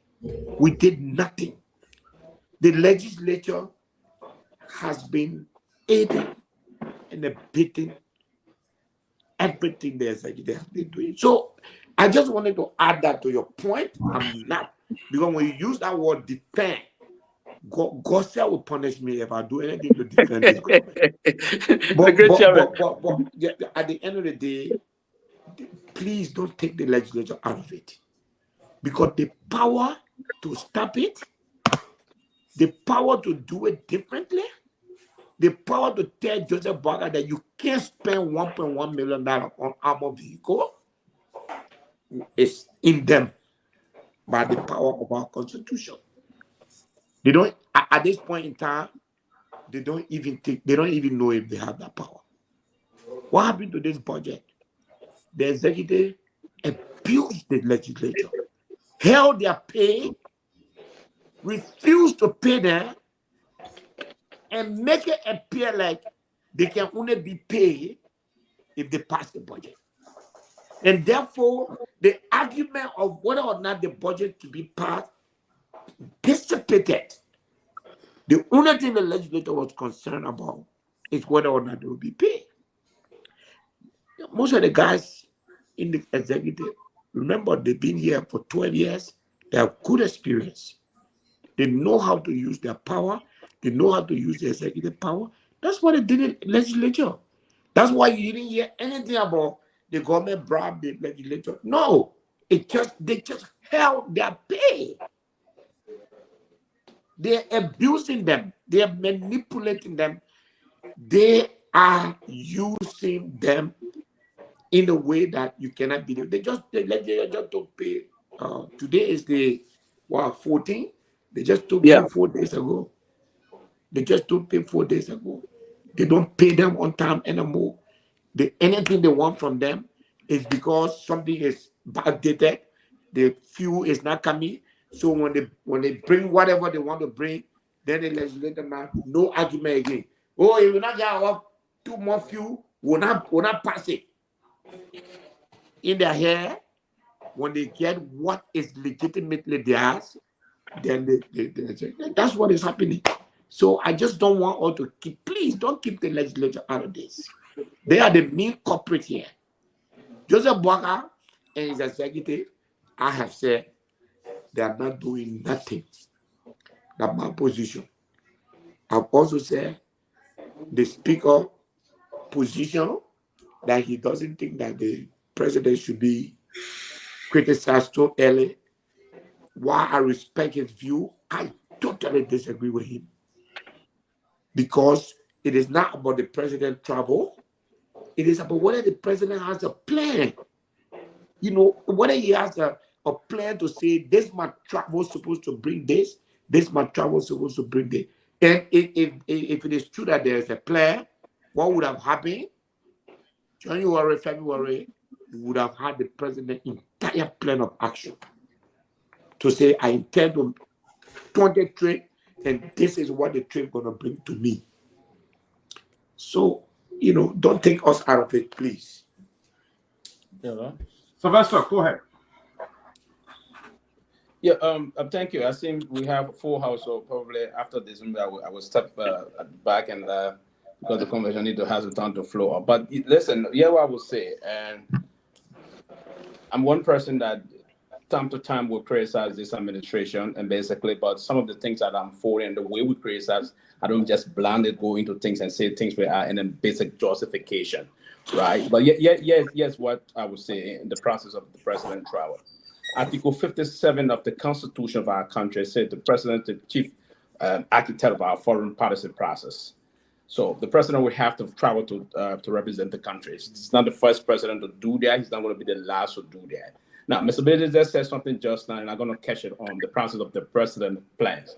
Yeah, he will have to communicate that with the legislature, but that would be in keeping with the president office own determination as to how to communicate the plan. I don't want to think the president of our republic won't have a plan. I'm not the spokesperson of the government. I don't want to preempt one, but I do believe that there's a sufficient process going through the line. Now, the president has not had too much of major foreign travel, if you will. Recent time, I can recall on this very show when the president started the process, people said the president didn't want to represent the country. People cited 57. Did he want to represent the country? The president was too old. He didn't want to travel. Even when he missed the first ECOWAS meeting, folks criticizing bluntly said they were wrong. Now the president is trying to engage. Now in diplomacy, I'm a student of both politics and international politics and diplomacy. In diplomacy, we have something we refer to as the sit-down meeting. It is important sometimes for our leader to do a direct representation of the republic. Now, I'm not saying that those plans that are coming from the president to not travel, I think it's quite counterproductive. No one will want to sit and believe that you would champion those kind of a cause and sit down because you believe you just want to criticize. No, it's not all to criticize. Sometimes the criticism should come with some way we offer some solution the way forward. The president will have to do some international representation and do some major sit-down meeting and to see how he can cultivate some major thing back to the country. I sincerely believe that. Now, with the justification given by the speaker entirely, the speaker was never wrong in this process. He's the speaker of the House. Now, someone was just saying, can a Republican speaker, this is a total different government culture as what we have here in the U.S. versus what is unfolding in our country. Now, the speaker is part of the government. And being part of the government, he understands very well we got our own limitation in terms of what we want. Our national kit is very small. Nothing we have there to strike on to do major development process. We have to engage with other international partners to ensure that those partners will come and help the country move forward. The president visited to China, for instance, to the forecast. It brought some productive outcome that the government is going to benefit from. There were some certain things that were being held due to some diplomatic maneuvering. The president, when he did some representation, we're going to see some positive things unfolding in terms of the crossover bridges or major other things coming back to the country. I would want to be very honest here. On the issue about nepotism here, I would let us say, yeah, the president, I think, went over is bound to bring that offense in the government, though certain individual will want to justify those things, looking at the cultural diversity in Lofa. Now, remember, Lofa has 7 of the 16 tribes in Liberia. If you want to do a geographical balance of the tribal representation of our country, one will want to think the president is inclined to believe that a Loma man is not a Bandi man, a Manigo man is not a Kisi man. A Kisi man is not a Pere man. And that will also reflect on the Bassa man, the Crew man, the rest of that. But most of us from the Southeast did not criticize that in the past when other people reflected in terms of the geographical balance of the country. We need to be a little bit balanced as to how we want to strike those things. So the president, with appointing those two, for instance, the former minister of finance didn't come from Lofa. He didn't come from Lofa. Now the new minister is from Lofa. So the president is trying to strike a balance. And this new minister is not a Kisi man. So with the issue of nepotism, we have to be a little bit mindful here. People become more sentimental in discussing political things because they want to be all. They want to criticize. Garguah is not a Kisi man. Double Jala is not a Kisi man, right? So we need to strike a geographical diversity balance of what is unfolding in the country. So when it comes to those things, I want to think the speaker will never run the process. The president will have to represent. Article 57 give the powers to the president to do this kind of a representation. And quickly, Mr. Bealded, before I learn, I know I'm not a lawmaker. Sometimes I know probably I know how you took this statement. Just I don't have to be a lawmaker to understand that the budget will have to come from the executive until you do the necessary appropriation. But the budget does not emanate from you, the lawmaker. So I don't have to be a lawmaker to understand that. I know political science 500 taught me Liberian government and politics, so I should know that the process will come from the president and to you. That's why the finance minister will have to present the budget to the speaker, Mr. Chairman. So this just the point I try to strike here. We need to, from time to time, strike there's a delicate balance here. And that strategic delicate balance will have to be structured in a way that governance will have to be implemented. We cannot blindly implement governance. We are having individual to exercise the powers given to them by our Constitution. The president was given that by the Constitution of the country, right? So he should exercise those rights and do it in keeping with the mandate given to him by the people of Liberia. So I'm one person that would look at it from the other perspective, that the president will have to do more travel. And the president said he did those things. He did a lot of international travel. And most of those things dropped the HIPID process. We're one of the heavily indebted country. President said he visitation across places and other things. Lastly, the reason why the legislature is today the way it is, weak, and those kind of imprudent or improper situation unfolding is because it started from the president, from President Sirleaf administration, right? So the president will always be a kind of a powerful person in the republic. The president manipulated the system. She pushed what she wanted at the time, and there will be things that will happen. The legislature will move and do those things. And number one is difficult. They run the price. So if you stop, you just said this, they're not giving them fuel. The pay is not coming on time, and all those things. They push them to do some things, unorthodox things that are not necessarily in conformity with operational governance process. And that's why we found ourselves where we are today. But again, I think the president should travel, and he should travel to bring more productive things to the country. So the country, as a matter of fact, we are part of the Committee of Nations, and we should exercise that domain effectively and in a more prudent manner.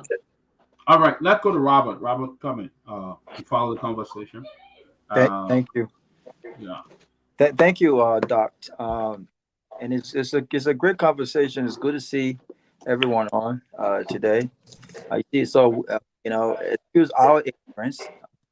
We did not study politics in Liberia, and so we may not understand in depth as the progressive, neo-progressive.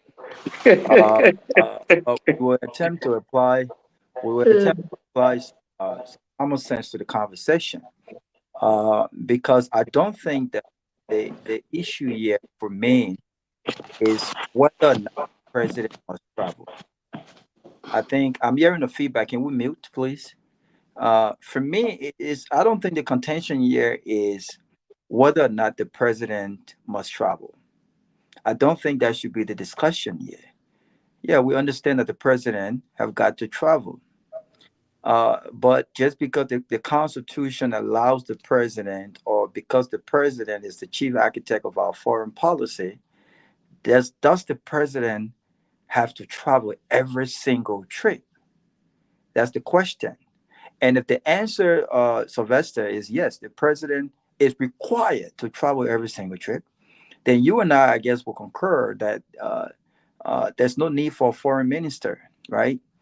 The president is in Italy, for instance, for the World Food Program, where he delivered the keynote speech. And I think that they mentioned different activities that he's scheduled to be involved with. But I'm looking at a trip like that, and I'm thinking to myself, can we get the kind of result, if not 100%?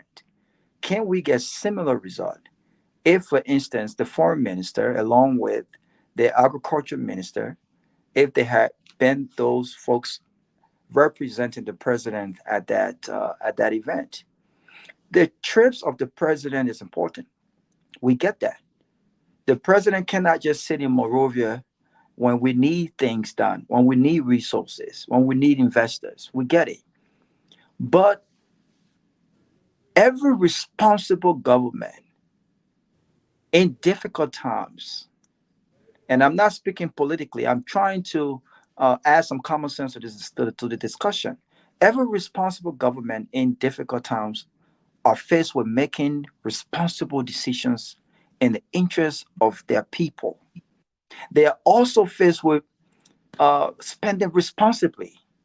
Every responsible government. So, what is the essence of the president making every single trip only because the president is the chief architect of our foreign policy? Then why do you have a foreign minister? The foreign minister helps the president execute his foreign policy internationally. This is the reason why you have a foreign minister. Unless the president does not trust his foreign minister, unless the president does not trust his executives. There are key people in key government agencies for a reason. They bring a certain level of expertise at home and abroad. And so I stand corrected and excuse my ignorance. But just because the Constitution allows the president to travel, and just because the president is entitled to spend a certain thousands of dollars of taxpayer money to travel every time, must he travel or must he make every single trip? Is it a necessity? We all know that it costs the Liberian people more money on every time the president travels as compared to if the foreign minister and a few ministers were to travel. We know that it costs a lot. It's not free. Security costs a lot. He's traveling with entourage. I mean, per diem costs a lot. So I think we should bring this conversation back. You know, constitutional matters, I agree, one thing granted, but the president cannot make every single trip. And if the president must make every single trip, then I think it is fair to say this amount has been spent on foreign trips since the president became the inauguration of the president. What have the Liberian people gained from these trips? I think it's fair. If you're going to spend $200 million or $100 million or $500,000 on a trip, then at least you should be able to outline benefits that will directly improve the lives of the Liberian people. But when you're spending money on these trips and you can barely articulate to us how we benefit, then it raises question. This whole thing about the trip to China, let me tell you something. We know, Representative Bealded knows, with or without the trip to China, the overpass negotiations were already in progress. We know this would have happened. It was already in progress. Let me close on this note so the other guys can come in. We have missed priorities in our country. I watched yesterday the Methodist Church and Liberians, forcefully voicing out their opinion when it came to what the church position is. Meanwhile, most of those folks don't have jobs. I've never seen them protest about the government inability to create jobs for them. Meanwhile, we don't have great hospitals. I've never seen us taking a position as a united front on the importance of having great hospitals. Meanwhile, they can barely send their kids to school. I've never seen us stood up fiercely on these key issues. I've never seen us. We're not doing these things. So the president traveling is one thing, but I think the speaker is wrong on this matter. The speaker is wrong. If the speaker likes the fact that he's making this show, look, I think the speaker is in a tight space, and I think he's doing the best that he can do here. But sometimes certain things are not worth saying, especially when you're not putting them in perspective. No one is arguing that the president cannot travel, but must the president make every trip? Must the speaker accompany the president on every trip? Must everybody else make the trip? Yeah. I think we got to think about the people, and we got to think about who we are fighting for here. Wasteful spending must be taken into consideration. And the president must understand which trip he must make and which trip he must send representation. Not every trip the president must make. And I will agree with Representative Bealded. Yes, The budget comes from the executives. But the legislative branch of government is there to check and balance the executive. If the legislature agrees by vote on everything that comes from the executive mansion, then yes, you cannot simply say this is the president's budget. I agree, this is the president's budget. Because it said, well, show me your budget and I'll tell you what your priorities lie. This is the president's budget. But we have lawmakers for a reason. And if the lawmakers are going to concur with everything the president says, then why do we have a legislative branch of government? Because clearly they're not functioning at an independent level. They're not playing the integral role, check and balance. Okay. So they passed this budget. They agree with the president, yeah. So if the president is doing what the president is doing, then yes, the lawmakers are also part of this. And this is not just unique to Liberia. Yes, the legislative branch of government, yeah, whether they're Democrat or Republican, they are also part of the government. But they play and understand their core responsibility. They don't just succumb to everything that comes from the White House. They don't. Let's keep it going, Robert. If the government must be shut down, the government must be shut down. But they don't just agree to anything. The fact that they're agreeing to it, yes, they are part of the mess. Okay, thank you, Robert. Now, let's try to minimize our comment because we have many here tonight. Let's go to Chairman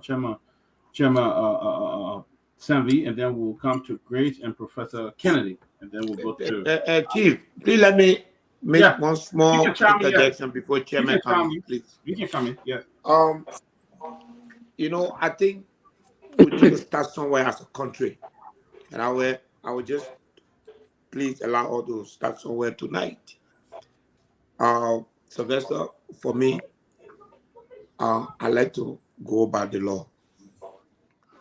I have the Constitution that I use as my guide.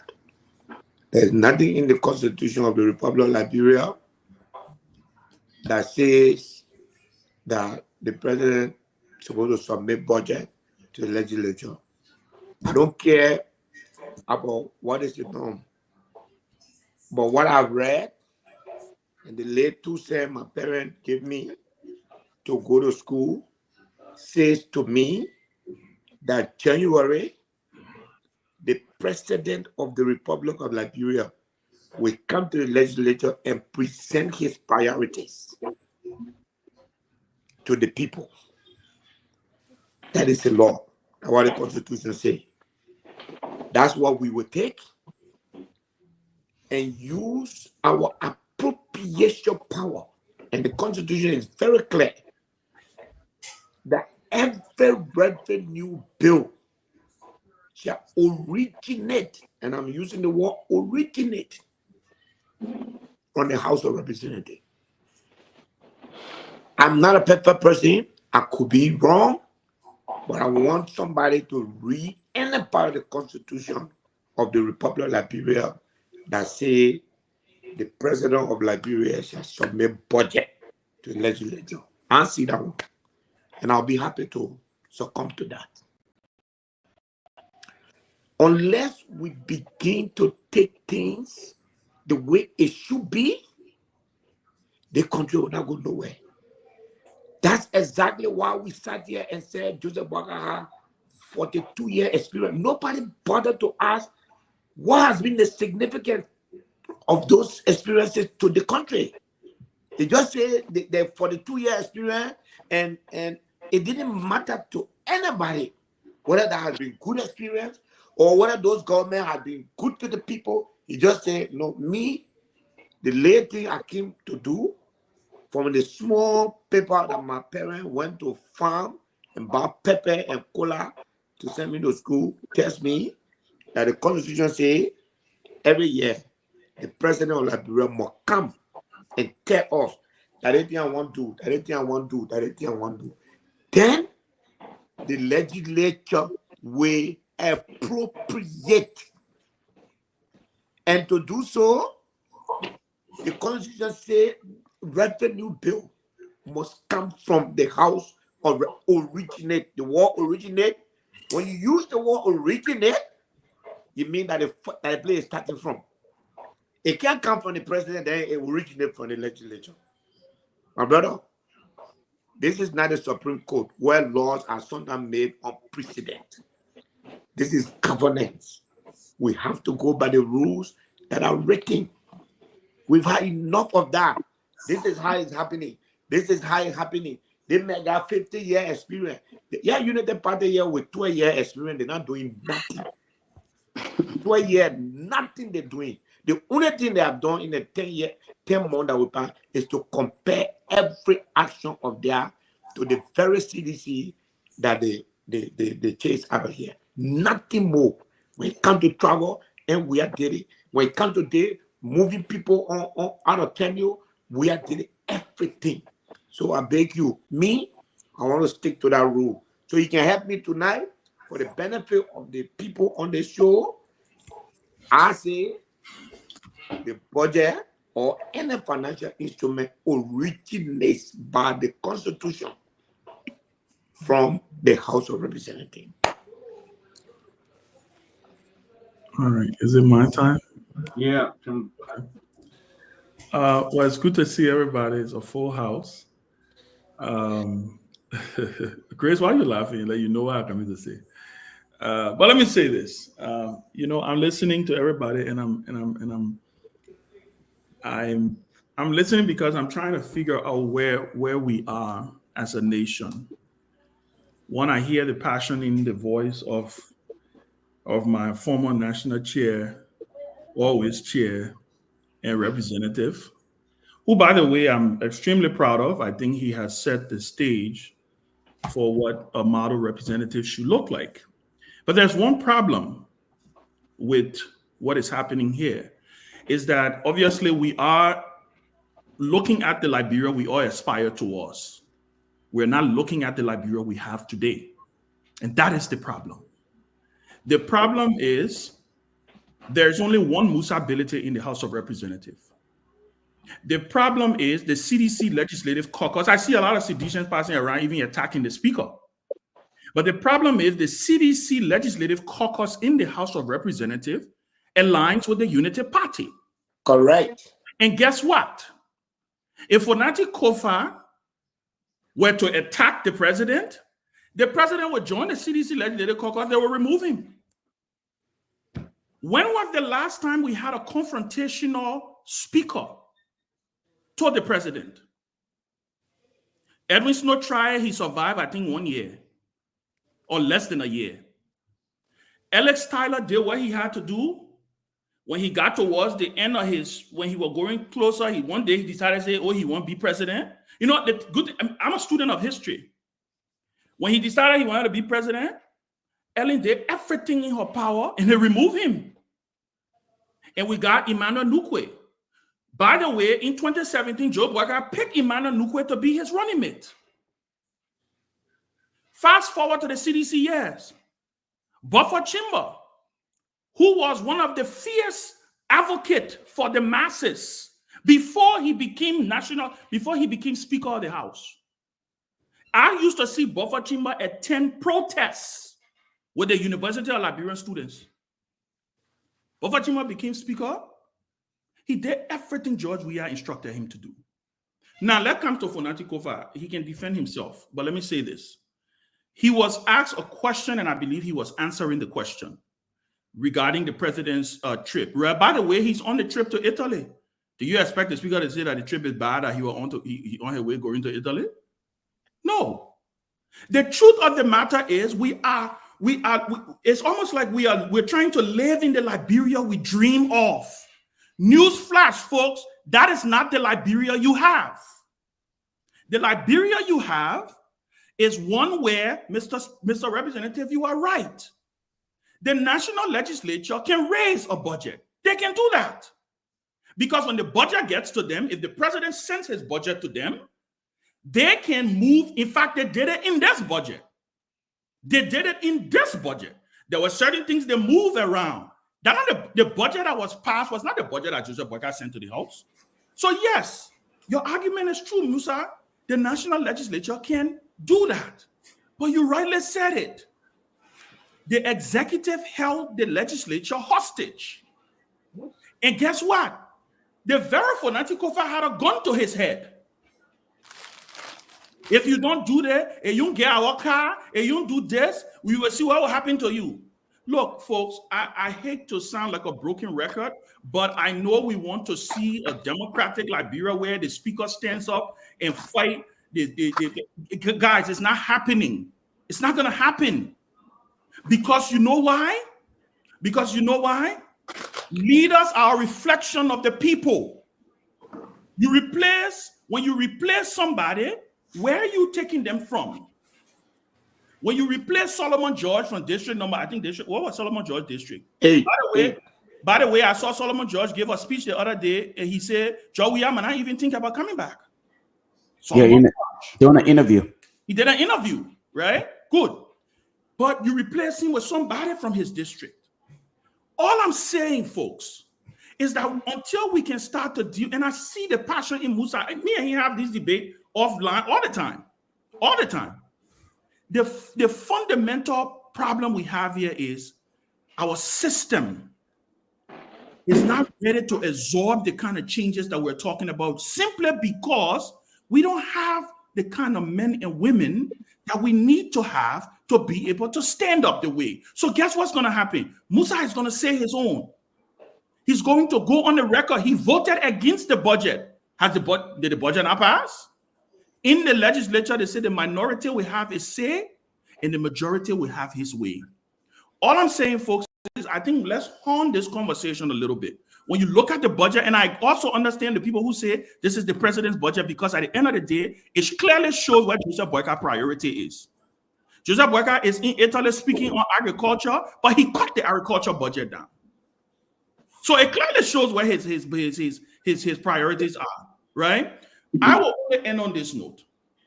I hope and pray that at some point, because I think the system in itself, like my sister Grace said, the country is in a dysfunctional, abusive marriage or something she said with both CDC and Unity Party. Me and her can have these debates about these two political parties. I keep saying this over and over.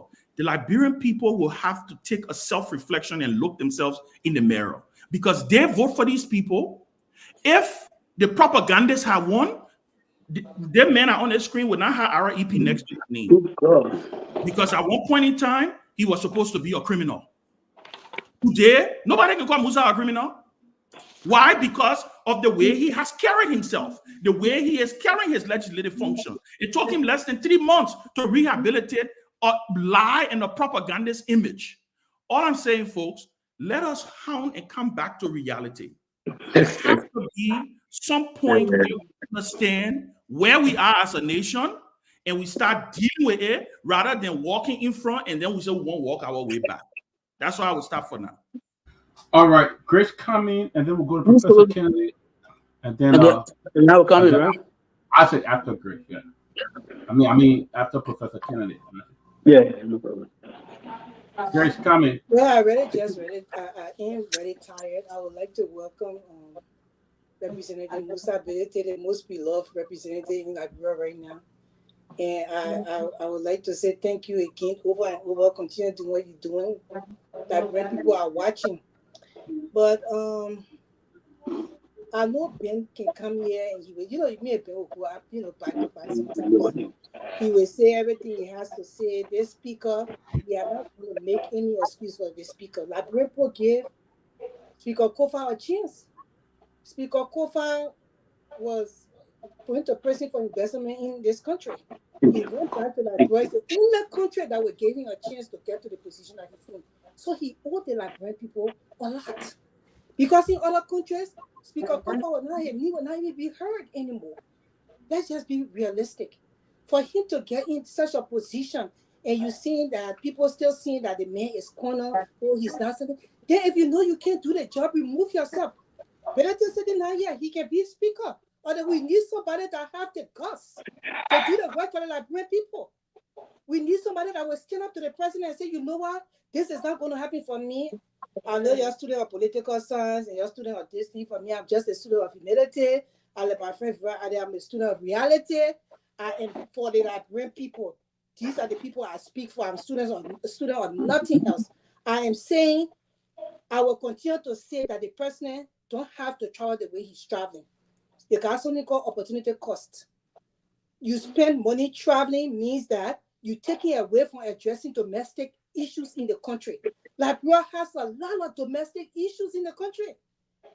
How is it that the president has a foreign minister that can represent him? He has a lands and mines minister that can represent him in that aspect. He has an agriculture minister that can represent him in that aspect. Why is he traveling and spending the country money like this?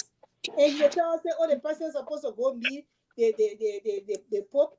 Oh, by the way, my mom met the Pope and she was working with Togar at that time. Togar did not go to meet the Pope. He sent representative. They went and she met the Pope and the rest of the people. So if meeting the Pope is important, then taking care of the needs of the Liberian people, then we question why this government came into power in the first place.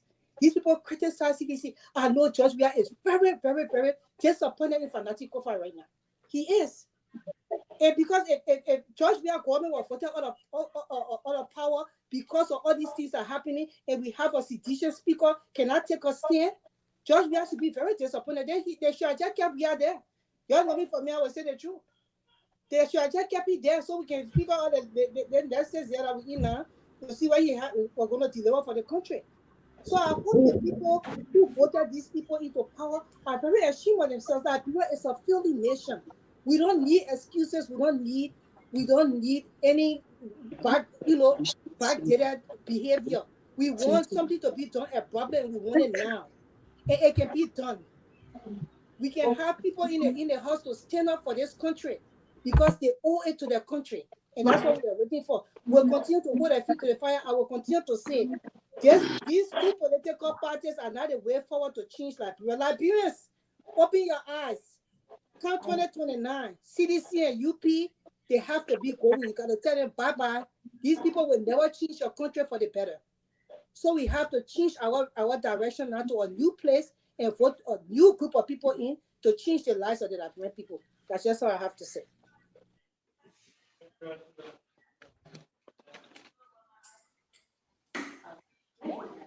Doc, can I come in now? Doc? Yeah, Professor Kennedy can come in now. Yes. Okay, so I'm going to touch on three things real quick, and then I'll turn it over to Attorney Jackson real quick. So I'll touch on something that my man Ben Sanvee said, and something also that Emmerich mentioned in the chat. But I want people to think about this. In every instance where we ask for change, a lot of the legislators at one time were replaced. And who did we end up with? We ended up with a new group that came in and started doing the exact same thing that people we got rid of were doing. We asked for, when Madison Leaf was running the country, there were even marches telling her to step down.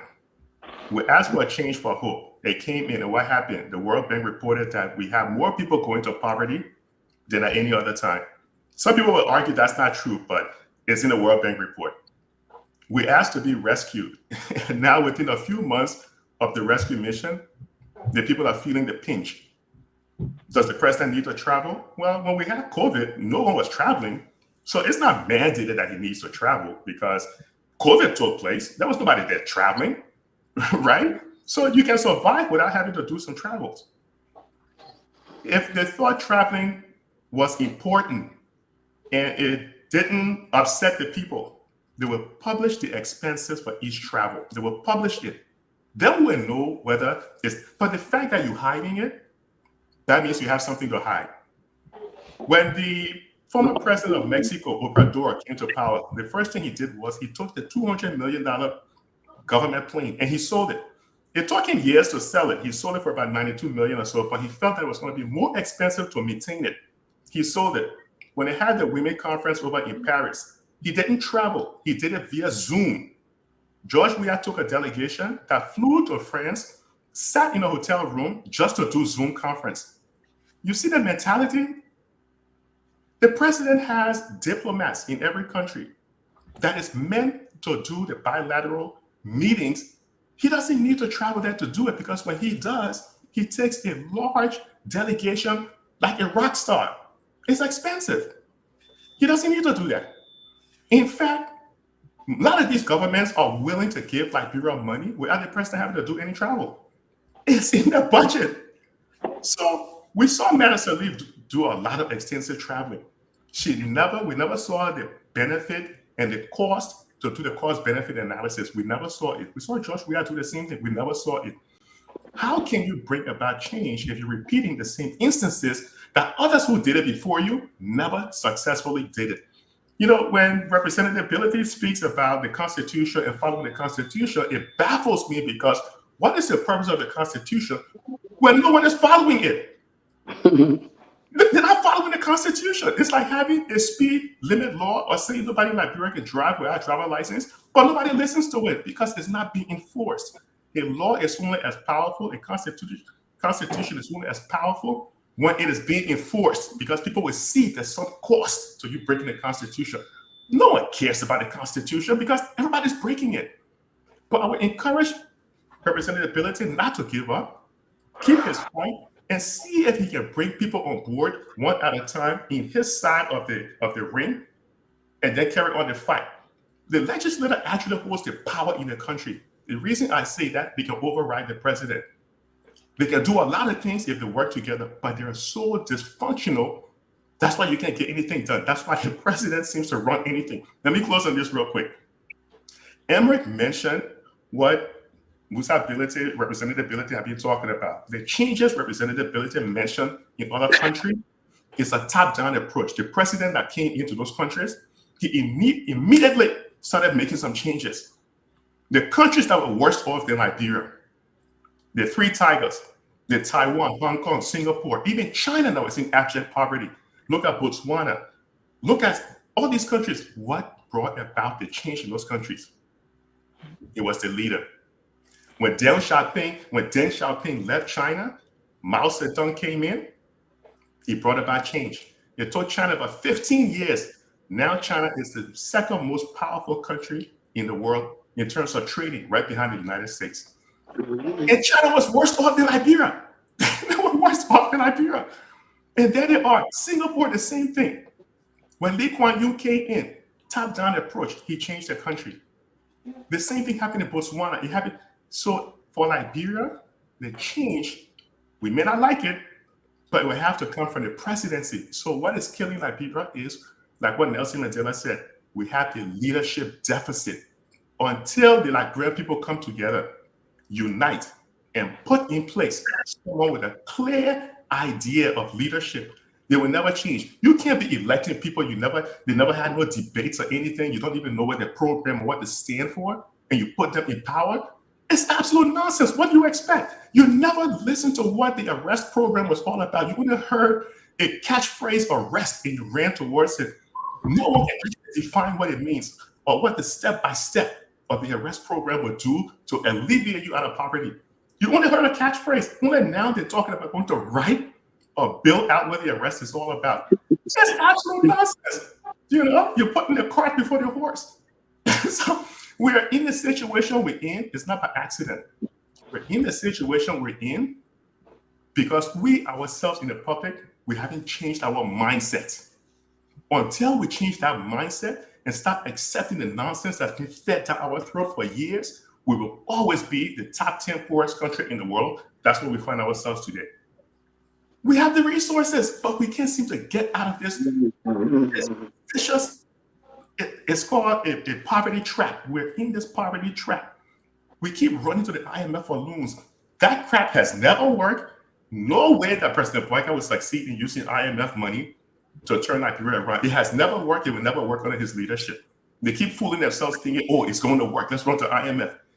Look at the IMF report that came out. There are over 70-something instances the word wages mentioned in there. Yeah. Wages is in there multiple times. Harmonization is going nowhere. You may not want to accept it. Go in that report and read it. The new ECF program, the 40-month loan, 200 and something million, Liberia's going to be getting like 5 million. Harmonization is going nowhere. But look, let me not eat up too much of the time. Attorney Jackson, come in, man. Yeah, Attorney Jackson, come Thank you. Professor, right? Professor, you went all across the world looking for an example. And when I started this conversation, I picked up upon an example from East Africa that nobody can debate and challenge. Makafoli remains undisputably a guy who disciplined his officials by basically banning foreign travels and using that money to invest in the infrastructure of that country. It's a shining example in Africa. Bouaka could do likewise. I agree with Brother Ability. And I would say Ability have said the legislature is as dead can be. I love Kofa as a brother, but I'm not one of Kofa's fanboys. I have to look him in the face and tell him the truth. If Kofa wants a defining legacy, he can't be the one presiding in the legislature that has been described as rubber stamp and dead. I sure Kofa doesn't want to walk in the footsteps of Nyenwolo Mokromla. I could even forgive Nyenwolo Mokromla or Charles Taylor House of Representative because he was from the same party with Taylor and brought about proportional representation. This fanatic Kofa that we talk about, he is the face of the opposition community.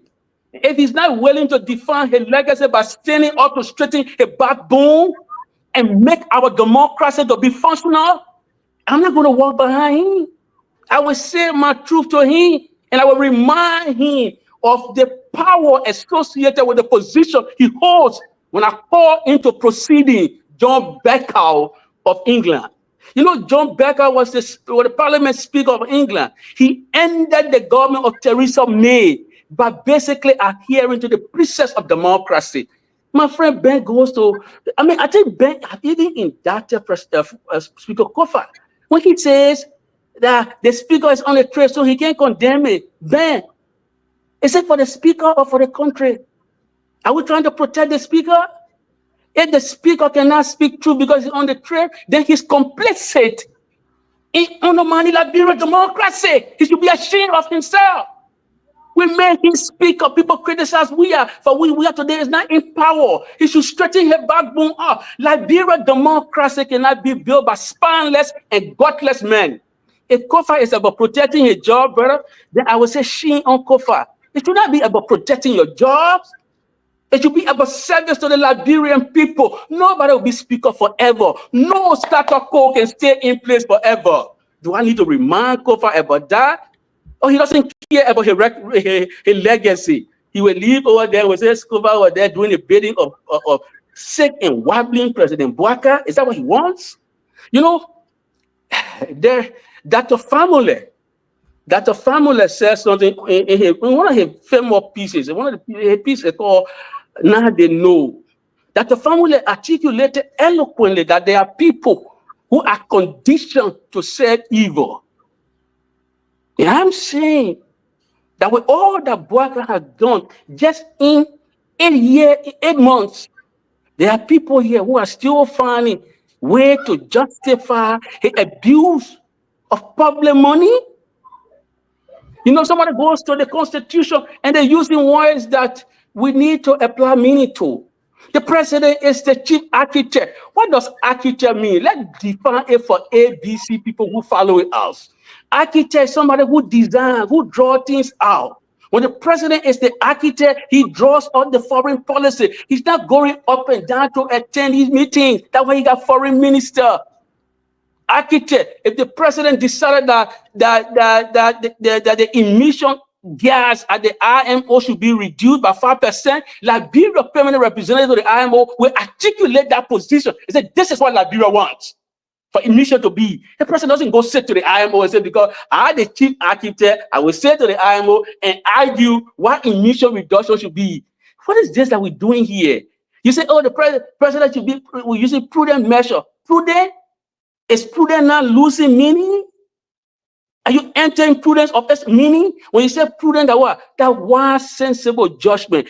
How is it wise that a country that is staring at financial difficulty have its president travel with 30 men?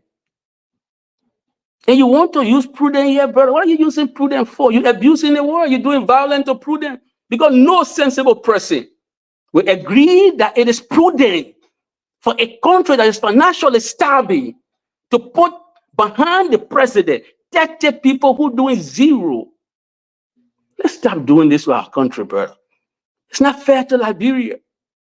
We should love our country more than these individuals who occupy position temporarily. We should elevate our country beyond the present moment. That's what history will remember us for. You know, I know some of us want to cozy it up, yes, but don't do it at the expense of Liberia. This is bad. Kofa comes from a place that cries for development. He's going to defend a president who's traveling with a large delegation. You don't think we could use some of that money to build schools in Grand Crew? Even to recarpet their roads? How are we not trying to say the Speaker of the legislature should reduce debates and relegate himself to be the presidential spokesperson? Why is he usurping the function of Kula Fofana? Why does the Speaker feel compelled to be the spokesperson for the executive? Why? Brother, these things cannot be justified on any ground. Let's not do this. You know, I don't want to be, you know, the other people want to come in, but what we see happening here is not the change that the Liberian people yearn for. Somebody want to find a subtle justification for the violation of Article 5 of the Liberian Constitution. Remember, Lofa is Lofa. We don't know how many tribal groups in Lofa, but Lofa is Lofa. I'm not comfortable that this government is awash with people from Lofa, with Lofian. I don't think that was the spirit of Article 5. The spirit of Article 5 basically encourages other sector, other areas of the country rearing its head. Samuel Kanya did the same thing that Buaka is doing. It brought the country to its lowest nada. Let's condemn it for once. It can't be justified. LRA, you got double jala from Lofa. You want to call him Kizzy, you want to call him Brandy, you want to do that's your business. He's from Lofa. The guy from the central bank is from Lofa. He's Buaka's nephew. Gafuan, Augustine Pehin Gafuan, he's from Lofa. He's from Lofa. The man who heads our military is from Lofa. In fact, Buaka is even politicizing this military. Besides just tribalizing or ethnicizing the military, he's politicizing the military. The first time in recent memory, when the opposition leader was returning to the country, Buaka deployed soldier people, military men. The Americans used their taxpayer money to restructure that military, to professionalize the military. Why is Buaka doing this? And you trying to justify it here, brother? The guy who is an internal affair from Lofa, he was accused of orchestrating the violence in Lofa during the campaign. Buaka rewarded him with ministerial posts. Are you not concerned about these things, brother? And you try to provide justification that your family will mean right. That some people are just conditioned to serving evil. People should be ashamed. Can I come in and then yeah. First, on a general note, I think on the speaker's statement, I have 2 or 3 opinions on this one statement. One is, I'm not sure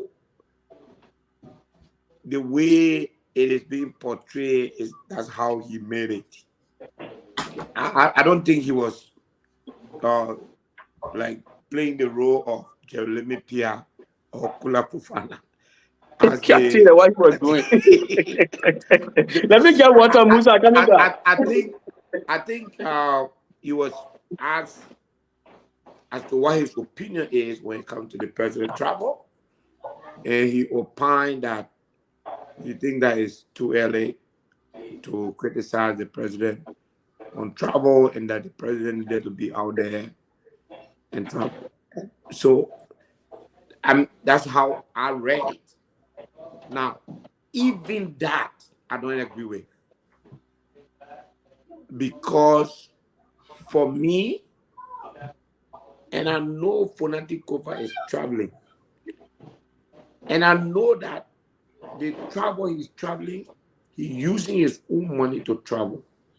I know that. So why he think that Joseph Baga should use a Liberian poor money to go everywhere, even if it's not necessary?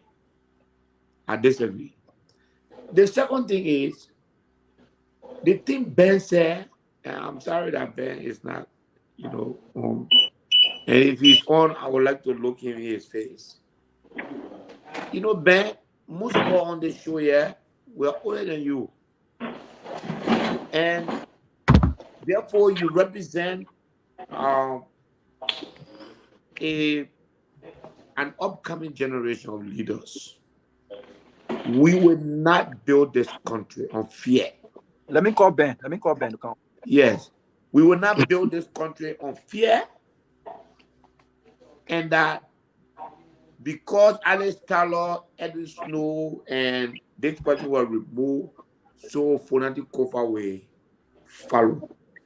That is a very absolutely despicable position. I don't agree with it. Look, let me tell you something.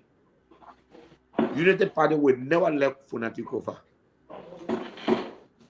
I don't care what he does. I'm a lawmaker. And I'm in a good position to say that.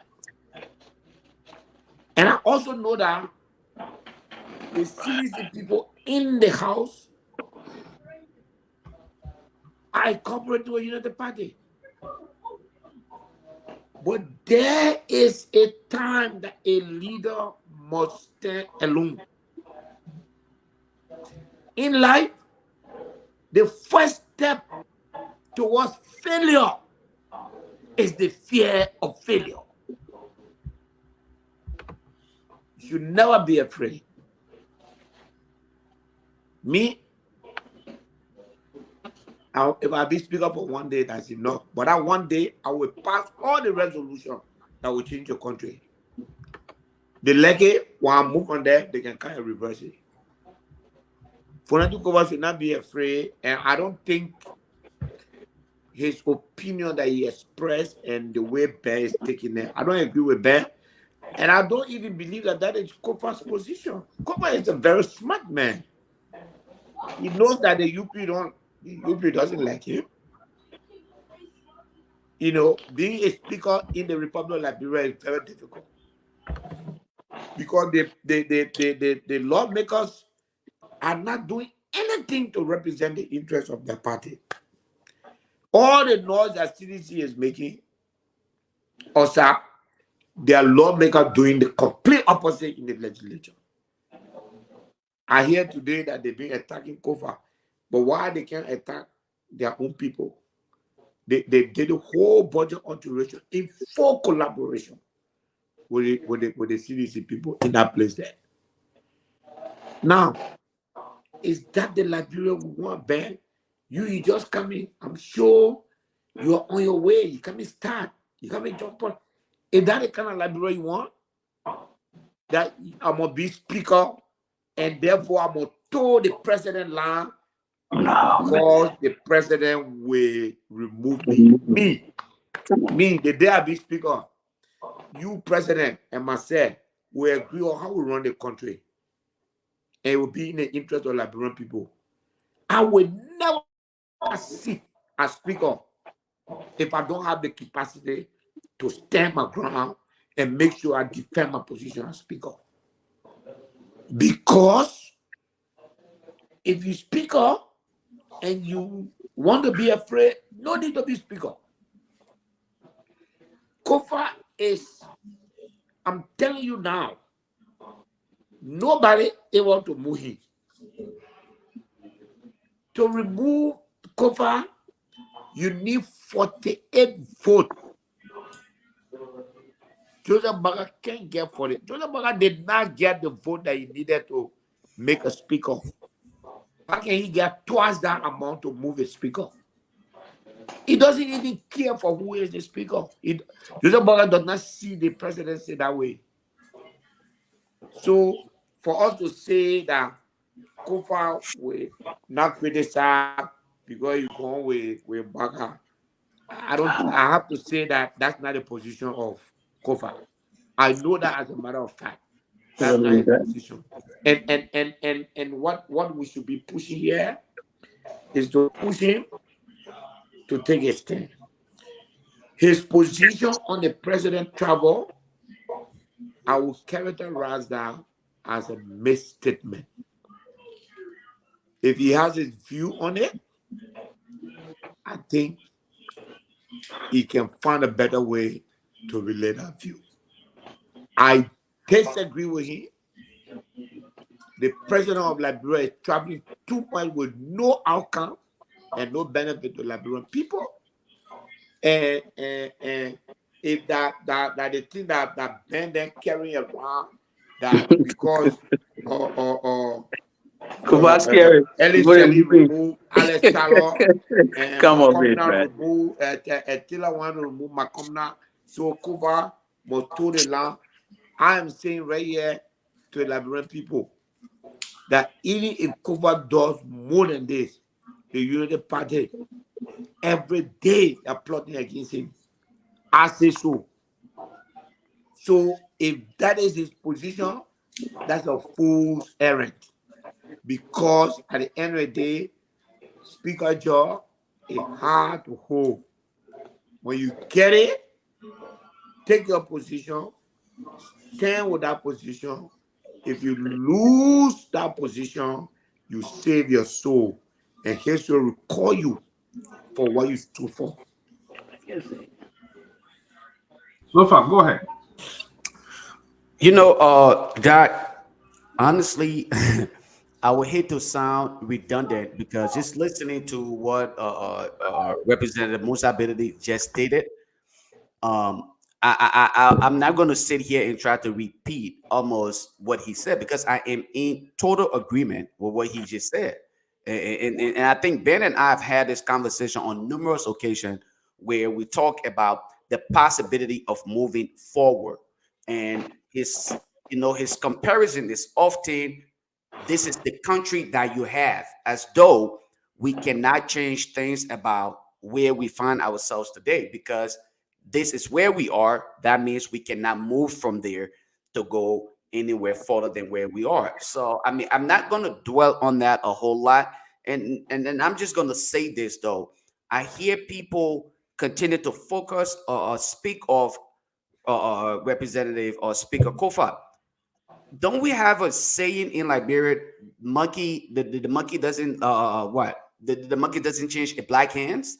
Do you expect anything different from Speaker Kofa? I don't. I really don't expect anything different from him because, of course, he is in his best interest. It is about him. Like most Liberian politicians who actually are opportune to serve as legislators, they often don't come in the interest of Liberians. Politics is supposed to be about advocacy. If you understand what advocacy is about, you are representing the interests of the masses. Unfortunately, a lot of our politicians don't represent the interests of the masses. They end up being much more of legislators and then taking away from the people and behaving as though the people are to live in their pockets. So when I hear and see what is being exhibited by the likes of Fanatic Kofa and other people who once served in government, I'm not surprised. I'm honestly, like I said from the get-go, I'm not surprised that he's attempting or he's defending the idea of being wasteful, the wasteful spending on the part of President Boakai and making it sound as though it is, it should be accepted and it's unique. I don't agree with it. I disagree with it. I think he needs to recalibrate. He needs to rethink what he was actually elected for and hopefully use this as an opportunity, to just get back. This is his opportunity. Liberians have given him the opportunity to say, you know what? This is your second chance. The second chance that you may not have been given in the Western world. We are giving this to you because we are very sympathetic. Use this as an opportunity to show to the rest of the world that you are not that individual that they may have shown you to be, or you made a mistake, and you are now using this opportunity to hopefully turn the clock. But unfortunately, it doesn't appear to be the case. He's using this as an opportunity.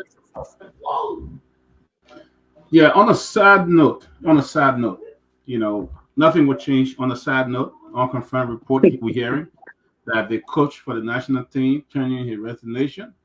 The government owed different hotels in Liberia money, thousands of dollars, and the player will beg to play a game with or even the per diem of $1,000. But yet and Yeah. still, the folks are spending $200,000-300,000 on 1 or 2 weeks trip, and something that you can't even do to help a national team expect them. But it's really sad. It's really sad for that country. I don't think, like Musa said, Joe Biden even know what the government is or how the government running, or even the what even going on in his government. So, but the best I want you to comment. You nice about to comment.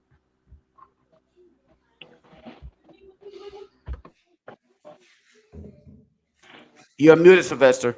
I was very clear, absolutely clear, and I remain consistent on what I said. And I was very in the process of the process that unfolded. Can we have a caller in line who want to just contribute something quick? Can we let him please take part quick? Peabody? Go ahead. Okay, go ahead, caller. You live. Well, thank you, Tomalin George, and let me say good evening to all of your panelists. This is Eugene L. Fagon. Oh, Tomalin, Nigerian Broadcasting System. Tomalin, I listened to one of your panelists. First, let me correct one or two things. A president takes over a new government that is met in the whole, and you expect him to sit down within the country where there is absolutely nothing he has to start from scratch. It makes no sense. He has to get out there and lobby and fend for his people. That's why we have two overhead. So tell me that EBC now to be constructed. Really? Really? For a 20 megawatt hydro plant to complement the 88 megawatt we have. Tomalin, give the man the link to come on. Let him come on and come defend his government. Give him the link. Don't just call him. Give the man the link. Y'all stop do that. Don't do that. All of your pivoting to government now. We changing everything. Now, one of your panelists said that these people are all from Lofa. When we propagated, we said people were from the southeast. I think what the panelist does not understand is the country called Liberia. Lofa is home to 6 different tribes. He has documented. Let me repeat so he can know that. 6 different tribes Lofa plays host to. The Mandingos are there. The Bela are there. The Kisis are there. The Lomas are there. The what you call them? Mendes are there. And the Palace are in Lofa. 6 different tribes dominate Lofa. But particularly 4. The Mandingos, the Belas, the Gistis, and the Lomas. How can you be screaming on national radio as if to say you don't know Lofa is your biggest county and you don't know that there are 6 tribes in Lofa and that's that not a difference, 16 tribes? So answer man, so when Joseph Boga was saying you will represent every county, that fire was on his ball. Can we ask him a question? Can we ask him a question? Yeah, ask a question. Let me finish.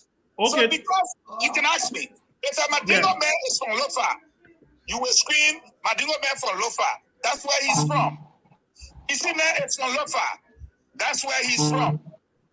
Bele man is from Lofa. And of course, Lomas from Lofa.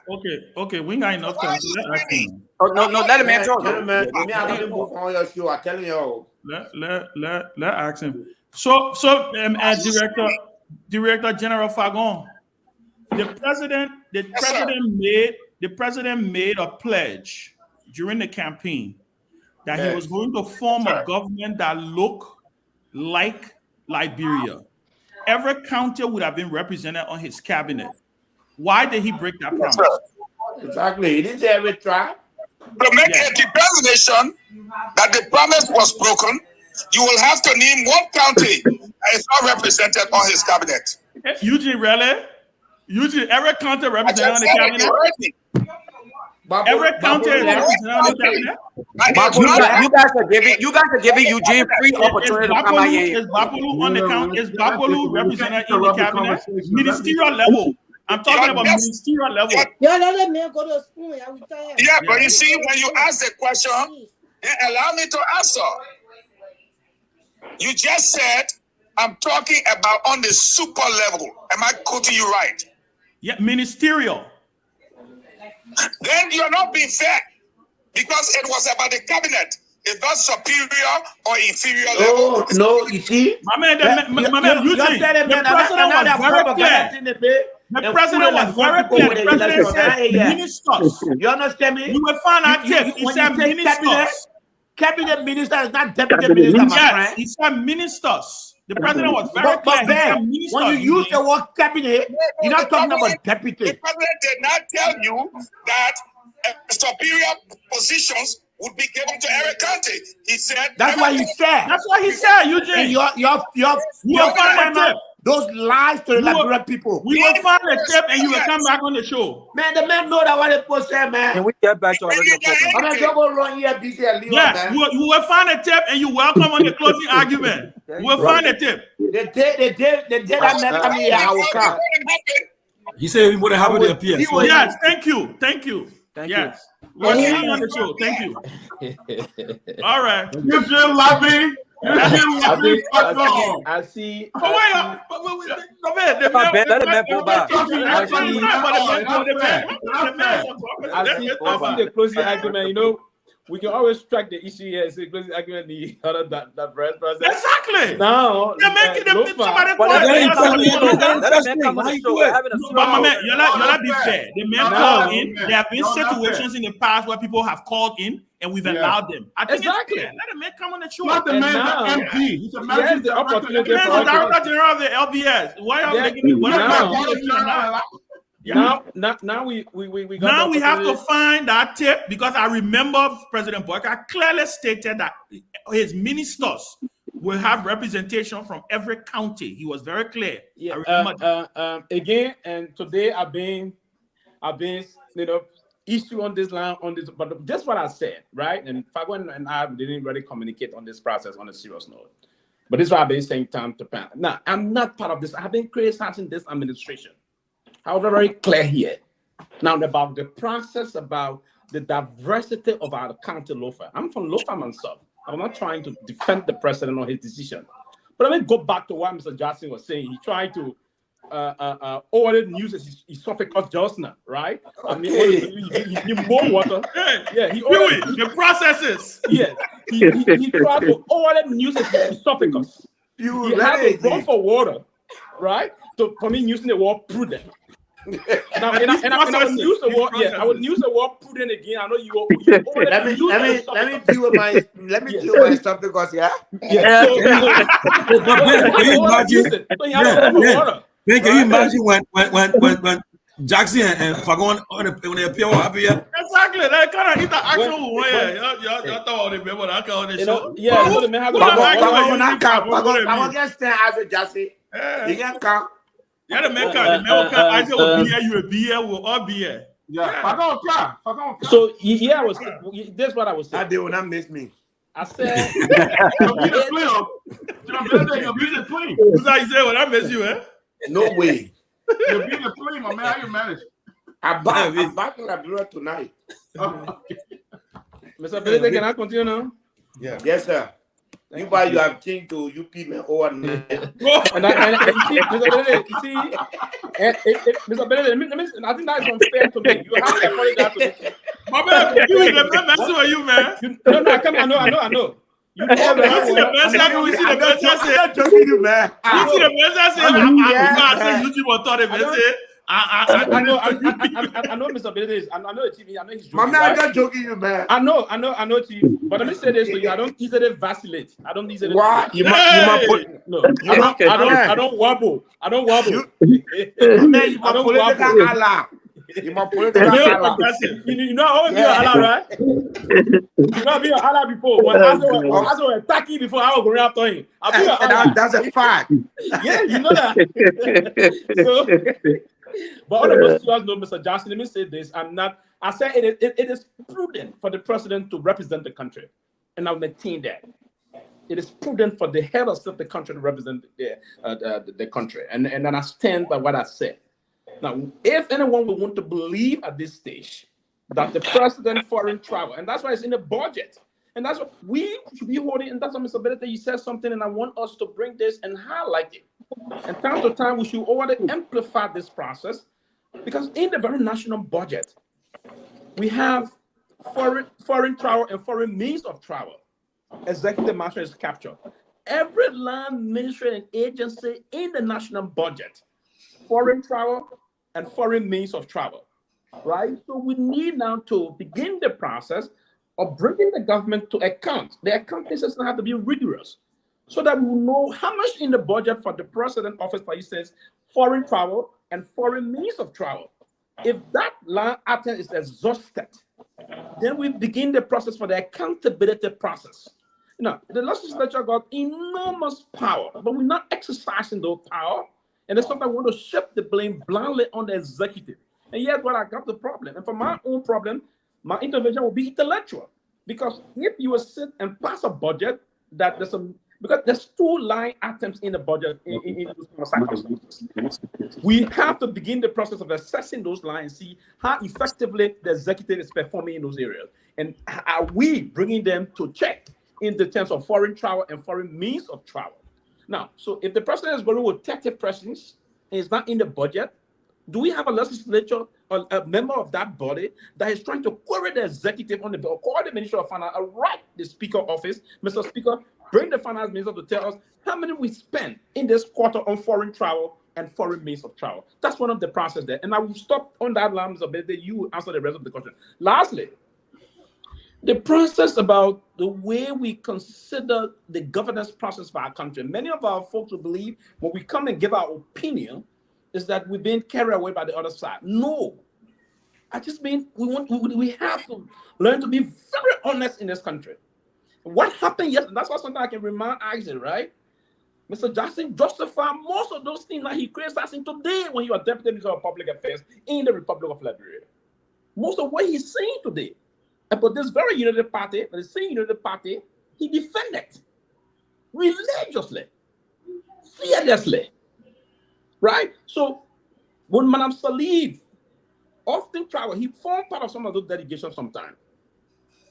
He formed part of some of those delegations. When the trials now were 30, 20, 25, he would justify the trial of the president. He said we're part of the process of the president interacting with other members of the Committee of Nations to bring development back to the country. That was his amplified tone. Today, he tried to demonize the same thing that's unfolding today. That's the scripted hypocrisy in the process of where we are today in the same life. I don't agree with some of the things that is unfolding in the country. I don't agree with them. But the same thing, you highlighted those things and defended them religiously yesterday, and today you want to put the contrary. I didn't do most of those things. And I always, when I studied those things, I defended. I will tell you this. I will come in here, provide we need to make statement. We need to make statement. We need to do this. Right? Because and these are the things that will unfold. Now you come to me, you want to emphasize on one word I use, prudent, and I use it strategically and in a more chronological manner. It's not the basis of what we would think in terms of our differences. We may have a shared intellectual difference in terms of our opinion and our political, where side you lean and what side we lean. But trust me, I don't support what is unfolding currently in the government. I believe that there's a lot of opportunity that have not been tapped into. But for the president to travel, I support that. And I believe that the president is not involved in nepotism, because the Article 5 you mentioned quickly. Article 5 talked about the process about promoting national integration and unity, regardless of ethnicity and the rest of that. And the government would introduce some kind of a strategy to promote national unity and the rest of that. The president is appointing people. We have now what the president said. Ben, bring the recording. Somebody just said the president said, every county will be represented in my cabinet. What's the meaning of every county will be represented in my cabinet? Lofa County got 6 tribes. Grand Bassa County, I think, if we want to look at that. I mean, you'll stop doing that, man. So the basic of every county will be represented in my county. Garguah is like Bandi man. Garguah is in stop the cabinet. Sylvester Pewee is a Loma man. He's in the cabinet. That is a fair justification. Every cabinet will be tribe will be represented. Okay, every tribe will be represented. Every county, not every tribe, every county. Okay, but I got somebody who need to ask with the ability of question. So I believe clarity. Yeah, I don't come. I believe clarity on the basis of that. That is not nepotistic. That is not ethnicity, and that's not tribalism. Okay. Somebody, let me. Johnny, go ahead. Johnny, want to ask a question. Johnny, want to ask him the ability of question. So thank you, folks, on the closing argument. Just give me maybe 2-3 minutes because we'll tell you on time for clarity on ability. So our business spoke about the revenue bills emerging from the representative, which is true. Is it informing the public that revenue bills are considered as the national budget? First point. Now, coming down and saying Article 34, Roman number 2, all of money shall be thrown. The last line that says an annual statement and account of the receipt and expenditure of all public money shall be submitted by the office of the president's legislature and published. Now, I'm bringing these points also to clarify whether it defines budget presentation or it defines revenue. Now, under Article 58, where the president will make his statement to the legislature, the last line they also indicate that in presenting the economic condition of the republic, the report that covers expenditure as well as income. So how can he clarify to us, the public, whether these conditions, the Constitution, are now giving the power to the president to present a national budget, or can he clarify what the budget is in the republic? Because historically, they have always been known that the budget derived or emanates from the executive and comes to the legislature for review and all of these, and then finally the president starts the into hand bill. So can you please clarify those points that I made, please? All right, thank you. Okay, thank you. Thank you. First, let me first say that the questions are very educated, and thank you for that, Jenny. Representative, you mind if we take this caller on the line and then you can just respond? I think. Okay. All right. Caller. Go ahead, caller. Emmerich, let's hear from you. Go ahead. Hi. This is Emmerich. As I listen to people, right, giving support to the act of sectionalism, then he talks about integration. How will you integrate the country, right? How will you bring about unity when you have a section of the country occupying most of the positions on the ministerial level? I don't know how you can talk about integration and you talk about most of the people and you try to justify by saying that Lofa has so many tribes. Let's agree. Let's go back to the Southeast that the outcry in the country when people from the Southeast were being nominated in those different positions, right? Are you trying to say the Southeast has only one tribe? The Southeast, you have B, you have Sapo, you have the Crew, you have the Gribble, you have the Crown, you have different groups, right? But they were highly favored in the CDC-led government and the outcry from the country. And now you're saying because Lofa has 6 or 7 or 8 tribes, so it's right to pick the cabinet from that section of the country. It's nothing to you other than being a hypocrite. And that's really bad when someone like you come on to speak that way. It hurts that when someone like you comes on to speak that way. You are misleading people when you talk about the Constitution in that way. Because the Constitution does not support a section, whether you have 10 tribes, 15 tribes in one county, that's a section. You can't do it. Thank you. Thank you. Unfortunately, you are listening, but you didn't comprehend well. Probably. Thank you. Look, you didn't comprehend for well. Me, on the 2 issues, and I'll just summarize it quickly. On the 2 issues, the issue of the tribe and the county, I think it is disgraceful. it is unpatriotic for people to defend that. Joseph Boakai never called any tribe name here when he said that he will make sure all 15 counties are represented in his cabinet. He never said every tribe. That's not what he said. The second thing is, I want us to understand that Joseph Boakai knew about the makeup of Lofa County because he got 42 years experience. And yet he said he was going to have a balance, geographic balance in the government. So, you know, when I see Eugene Fakonde, and you know, this is the same thing they did, and they went and defend all kinds of things. Most of them are choked with it now. They cannot go anywhere to do anything, and it's disgraceful.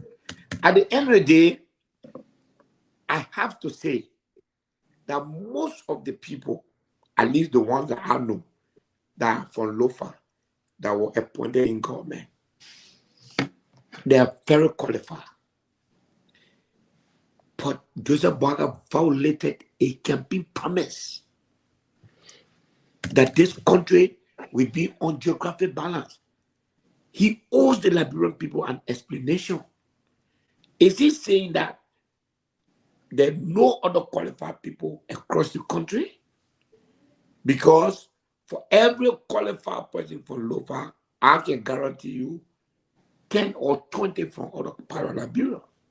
So that's not, whatever reason he has, I think by this time now, they should have a strategic meeting to try to explain to the Liberian people why he's deciding and making the decision rather than being silent. To be silent is to be dismissive. And that's not how you govern.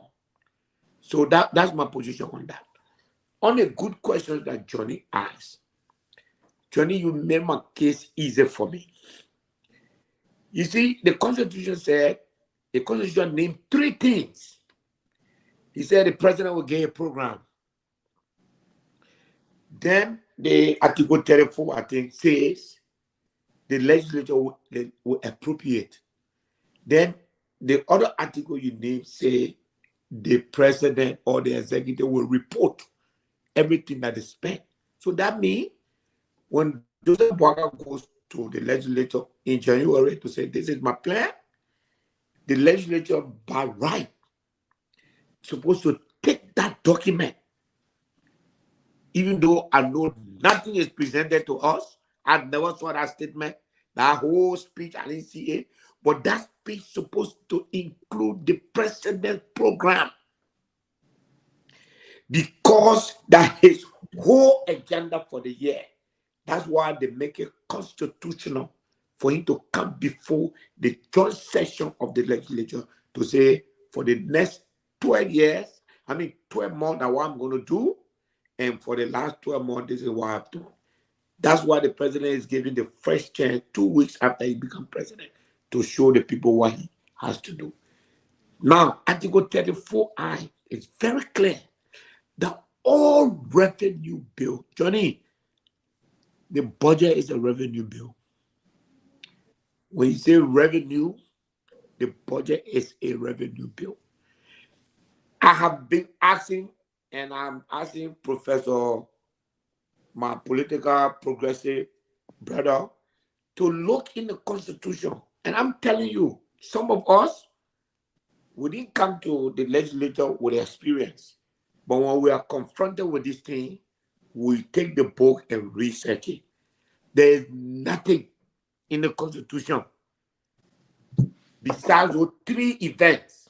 One, the president showing his agenda to the legislature, which include his spending plan, which include all of his activity for the year. The legislature has a budget, and the word is in the National Constitution, Article 34R. He said, all revenue bills shall emanate from the House of Representatives. Originate. When you use the word originate, it will not, that means it starts with you. That's my understanding of the English. This thing we call budget submission it is a practice that has been established to certify the dominance of the executive. There are plenty of things that we don't know, and I'm going to be pushing to clarify it. Do you know that this budget business, the Senate not supposed to play part in it? That very article, it says that the House of Representatives supposed to do all the appropriation, and it went on to say the Senate may concur. And now the English, when it uses the word may, that means it's not compulsory. You'll read that same constitution tonight as I'm reading the point. It's there. But because we are operating in a way that everybody operating the hair, the legislature, the representative pass the budget, and send it to the Senate, they play inside the way they play inside. But by law, except someone not get not reach to that point. But according to the constitution that I read or I'm reading, the House of Representatives send the budget, appropriate it, and send it to the president. If the Senate got recommendation, the Senate, but what the Constitution say, they say the Senate may recommend or they may concur. And by law, as they can attest to that, anywhere you use the word may, it's not force. So for me, Johnny, unless there's something else in the Constitution that I have not seen, there's nothing in the Liberian Constitution that say besides presenting his plan of action in January, there's nowhere else in the Constitution of Liberia say the president will submit budget to the legislature. I see it. Besides the one that we do here, but on paper, I see it. And I have searched every part of the Constitution. And since we are on radio and on Facebook tonight, those who are on air, they can please check to help all of us to find it. They're not there. And this is what we need to stop. Making laws in our head. Using precedent. Their country, there's nothing we're supposed to be proud of. Nothing is worth repeating in this country. Everything that we have done to run government in this country is wrong. So let's stop using the past as a good example. Let's start thinking about people who are staying long in government as a good reason to gain power. We need to start looking for new people to do things differently. When Ben Sanvee come in the popular order and say that the speaker is supposed to suck up to the president for fear of being removed, I reject that. But Musa living man. Hey, the Canadian speaker, Musa living man. Somebody want to say something briefly, then we'll go on. Somebody want to say something. Man, we are getting up for that. One person on the line. Go ahead. Dr. Peabody, good evening. Everybody call their name now. Abraham Conner. Yeah, this is Abraham Conner, man, calling from New Jersey. I just got two things to address real quick. One, it has to do with the issue that Ben Sanvee stated about the situation that he was giving about Snow and Alex Starlo. I mean, the fact remains that Funate Kofa, since post-conflict, he's the first speaker to be elected outside of the opposition bloc. No, not true. Directly. It is true. Let the caller finish, please, sir. No, about the dialogue. That's not true. No, but this is bad. Get a mention of nobody meant what's the big deal? Snow was independent. Snow was in the opposition, man. What are you talking about? Snow was independent. You are not opposition. And Snow was indirect an ally of the Unity Party when he got. No, that's not true. That's not true. Oh, that's not true. That's not true. Alex Starlo was part of the Unity Party government. But the question is that to have an opposition party directly elected a speaker is Funate Kofa. That's one. Two, let me get back to this issue about the regional balance of politics in Liberia.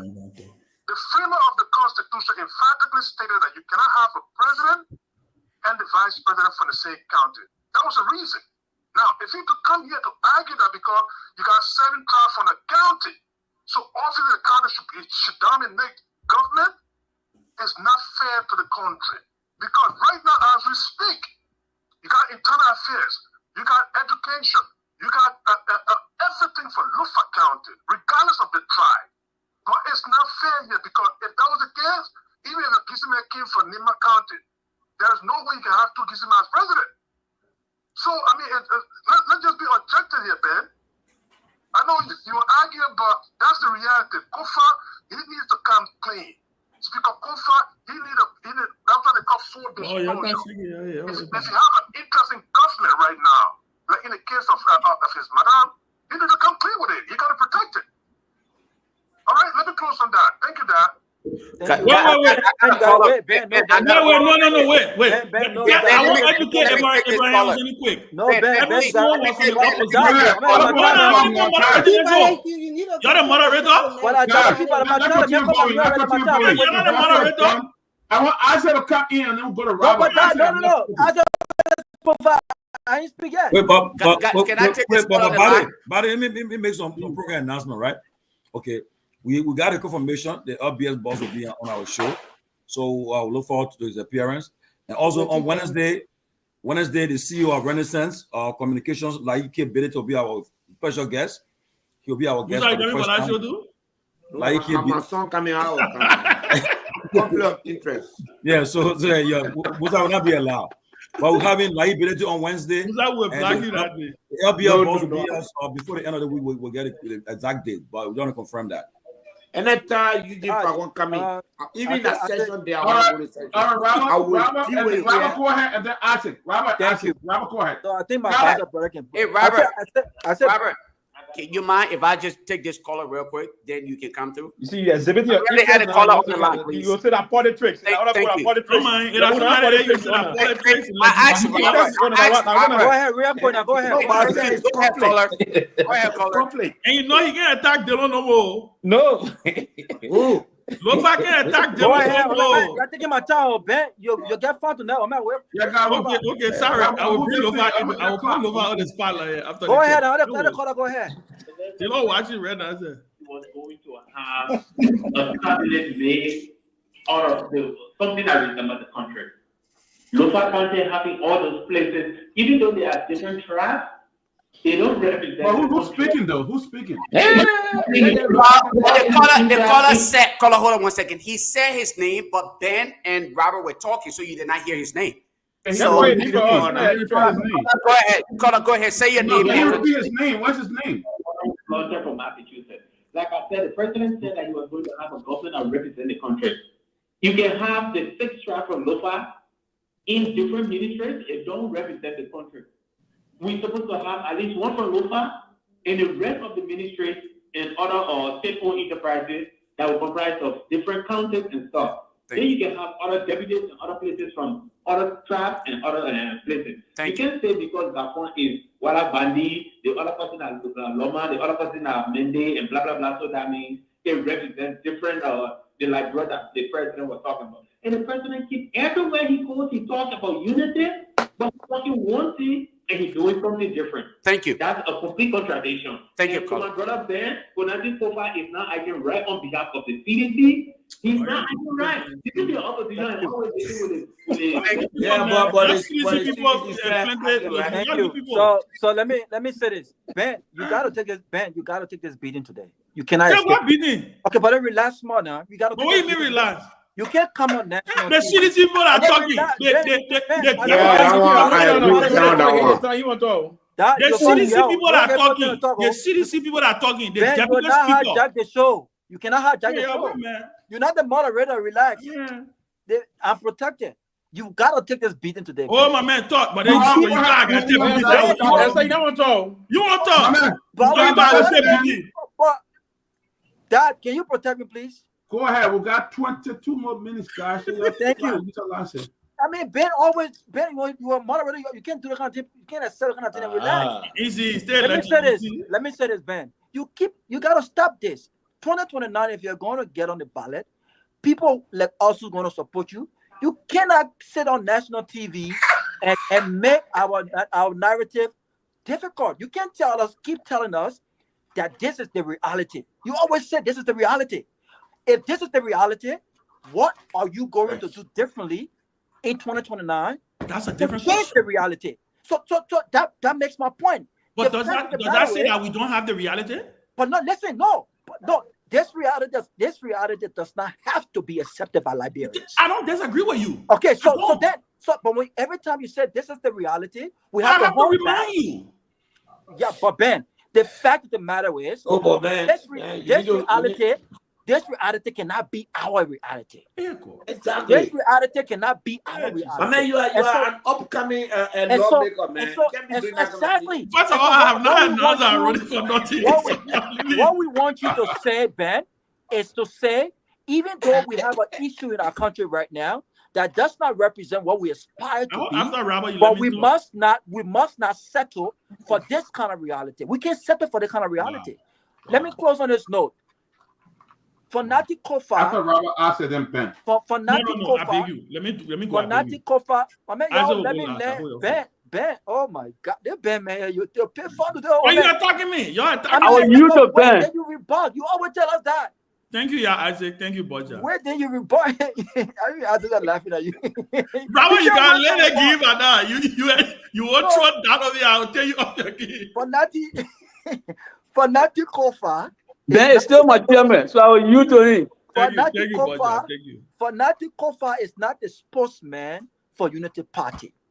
And I hope I will stop there and give you the opportunity on national radio to take back or rephrase what you said. For you to say that because Nati Kofa is on the trip with the president, somehow handicaps him from speaking truth to power is a reflection of what Nati Kofa stands for. Number one. Number two, if Nati Kofa represents the interest of the majority, well, Bernard spoke man for Funati. Now you are making it like Bernard. One second. But Chairman, when Ben sat on this platform and talked and tried to justify why Nati Kofa made the statement he made and make references to other speakers that stood up to the president and was subsequently removed, then again, what does it speak to? So should Nati Kofa act? Let's know. So for Nati Kofa act, the other speaker, like you said, for Nati Kofa must set his own legacy. He must stand up to this government. The CEC, he must. When Nati Kofa was elected, on this platform, we said what happened that we have a divided government. 80% of the legislature consisted of CDC, and the speaker. We had a whole conversation about this. The speaker was a citizen and not part of the ruling party, and so far, the speaker have not acted as an opposition individual. He must stand up to the president for all of the right reasons, not for the wrong reasons. And even if that means that he loses his speakership, the record will show that he got to look at that's a fact. Ben, go ahead. Okay, let me go ahead. What's that? Yeah, Ben, we cut the statement. Nobody will interrupt me. Nobody will interrupt me. First of all, I would deal with Musa, Rabo, all of you here. Let me say this. Who all of y'all? No, I'm talking to you, Grace. Grace, I'm talking to you. You attack me today. You got me smiling with me. You attack me, Grace. You know you my Gracie. I will never attack you. Yeah. Even if you attack me, I will attack you privately. I will not attack you publicly. Yeah, you can disagree publicly. Yeah, I can wear your fire in you, Grace. Yeah. But let me say this. First of all, I never said that we must accept today's reality. I reminded us that this is the reality we live in. And in order for us to fix this situation that we have, we must first acknowledge that we are in this reality. For you to solve a problem, you got to know what the problem is. Sometimes I stand to be corrected. Sometimes I think what we do, we tend to forget that we live in this reality, and we are literally imposing, right? We are literally imposing our dreams and aspirations, right, on the country. Like I say, we all dream of a Liberia where you will have a true divided government, where you will have a national legislature. Let us not forget, let's go to the speaker, right? Like Musa said, I'm not a spokesperson for the speaker. The speaker is often well equipped. The reason I said this was because the speaker is first amongst equals. In many cases, for him to even vote, he has to vacate the speaker chair to go on the floor for him to be able to have a vote. right? What I'm coming from is the reason we were all happy when we said the speaker from CDC was because of the numbers.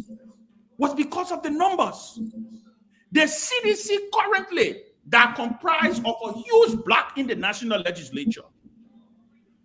What has been their voting record as a block? What has been the CDC voting record as a block? Forget Fonati Kofa. What has been the voting record? Have any one of them stood up? Have there been a unanimous verdict of the CDC legislators in our house condemning this statement of Fonati made? Have you heard one member? The ordinary citizens you hear talking. Unfortunately, ordinary citizens don't have a vote in the House of Representatives. They don't. All I'm saying here is, I'm not saying I don't want to see a strong speaker stand up to the president. No, I'm saying when you're dealing with situations like this, you take steps to be able to accomplish your goal.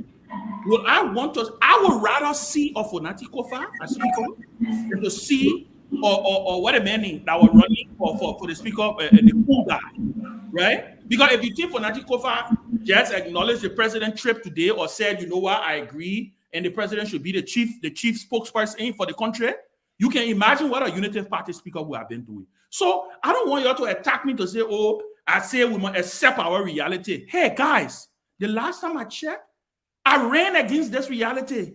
I did. But you know the difference between me in 2014 and now? I got scars to show. And doing the same thing over and over and expecting another result is the definition of insanity. What I'm saying is, it's the same conversation that I normally have when it comes to political parties in Liberia. Whether we like it or not, like that's where, and Grace, please, and I attack on you. I just sending the disclaimer, right?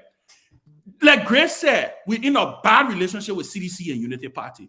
My argument is abusive. Please put it right word. Abusive. Thank you. Abusive. Yeah. Okay. After we acknowledge this abusive relationship, what do we do next, Ben? My man, listen now. All right, let's end it. Let me end. Let me end. So how do you end it? How do you end it when you have 90% of the country voting this one way? You have to figure out a way. That's what I'm saying. I don't have all of the answers. I don't. But we have to find a way to use the carrot and stick approach here. This notion that, oh, we don't accept where we are as a nation and we think we can solve our problems, but we're just relegating it from the fact that, look, okay, no. I disagree with you guys on that. I'm not saying I believe that this thing can be done in different doses. Maybe it may not be as fast as we want it, but change itself don't happen overnight. That's all I have said. I'm not saying we should accept our reality. I'm not saying we should say we must live in this situation. No. That's not what I'm saying. I'm just saying I am cognizant of the situation and the reality that we find ourselves in. And so I am treading within that reality. It's almost like I'm walking in the minefield and I'm trying not to get my leg blown off. That's all I'm saying, guys. All right, let's go to Isaac and then Chairman Bealded will do a closing guide. Then we got. In closing, let me say that President Bouakar's conduct is violative of Article 5 of the Constitution, and it cannot be explained away or justified on any grounds. That's why people who try to justify it, they soon realize that their argument lack intellectual values, and so they collapse. So was the case with Fagon. You know, he collapsed under the weight of his own falsity that he tried to market to the people. Everybody said, no, the president articulated that, you know, each county will be represented in the cabinet. Today, a degree holder. And so today, across the cabinet, don't take it from me, that the spirit of Article 5 is being violated was also articulated by a pro-democracy institution in Liberia, Central issue a damning indictment against the Bouakar administration when it said in its report that the Bouakar administration is more tribalistic than though. There can be nothing more damning than this. So you can't explain it away when the people can relate to the evidence in the public sphere. You know, we are here today because of the conduct of the legs of Fagon. Some of our people took the words of proving liars like Dylan to be gospel true. That's why we're here. Some of our people took the words. Some of our people took the words of a self-confessed con artist and an adjudicated criminal like Witherspoon to be gospel true. That's why we are here. Our people took the words of a pathological deceiver like Fagon. That's why we are here. Fagon is nothing but a pathological deceiver. Absolutely. This man is married to no principle. You know, so he can come in the public sphere and just spread outright lies and think he can get away by just talking fast. No, Fagon, you're wrong. You can't deceive this audience. This audience is not spoon. This audience is a well-elected audience. You can come and just explain things fast and go. The Constitution is clear why it talks about the president and the vice president can't come from a single county. Why it says it? It's a spirit of the Constitution. That's what we're trying to provide here. So, comrades and friends, listening audience, our people cannot be deceived. For me, what I started with is what I will end with.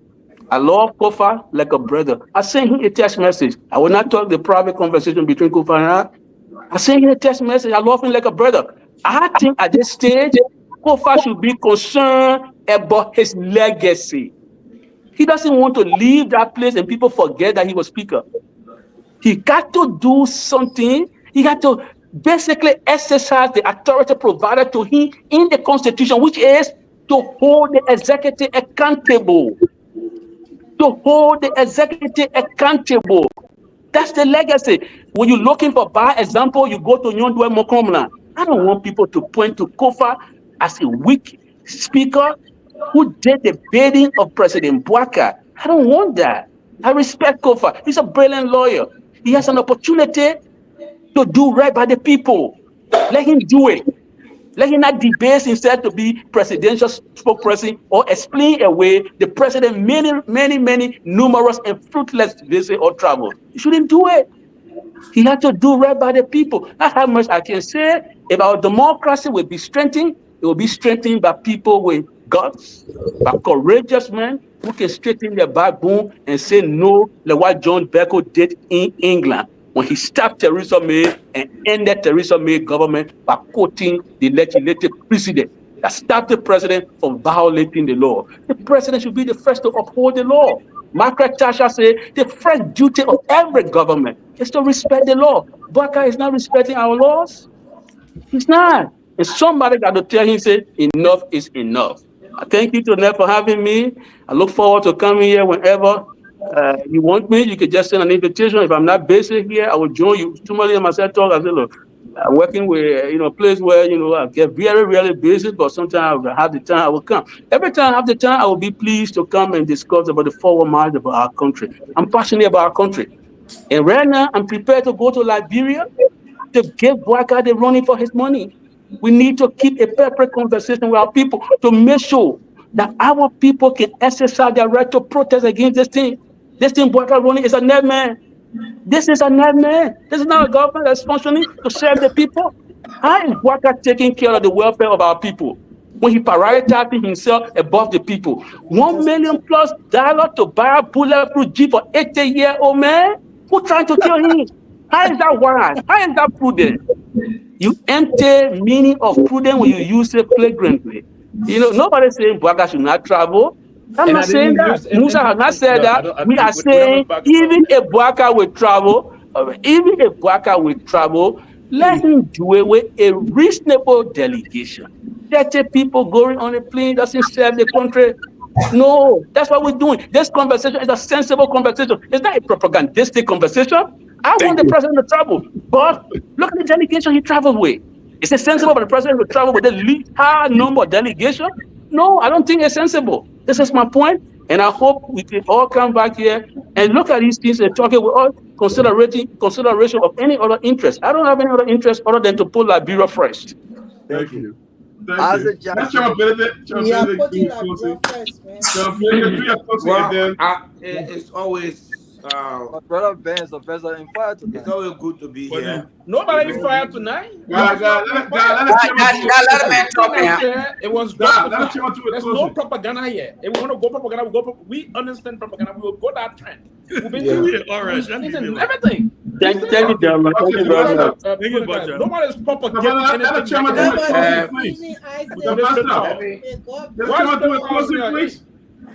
Let me say thanks to everybody. Nobody put me on fire, Robert. It was a fascinating discussion. I think it was good. I like for us to, the standard that you have built, to keep it up. It's not easy to maintain it, but you're doing your best. This network, I have to say, represents the fairest and the best opportunity for people to express themselves in this country. It's not easy, but you must try. That also requires that you keep that standard. That means you hold yourself to a certain standards. That also means that you hold people to those very standards that you hold yourself up. So that when they come, they should know that they're not just coming here to say things and get away with it. It's not a bad thing. For me, the opposition does not exist right now, no matter how much you want to talk about it.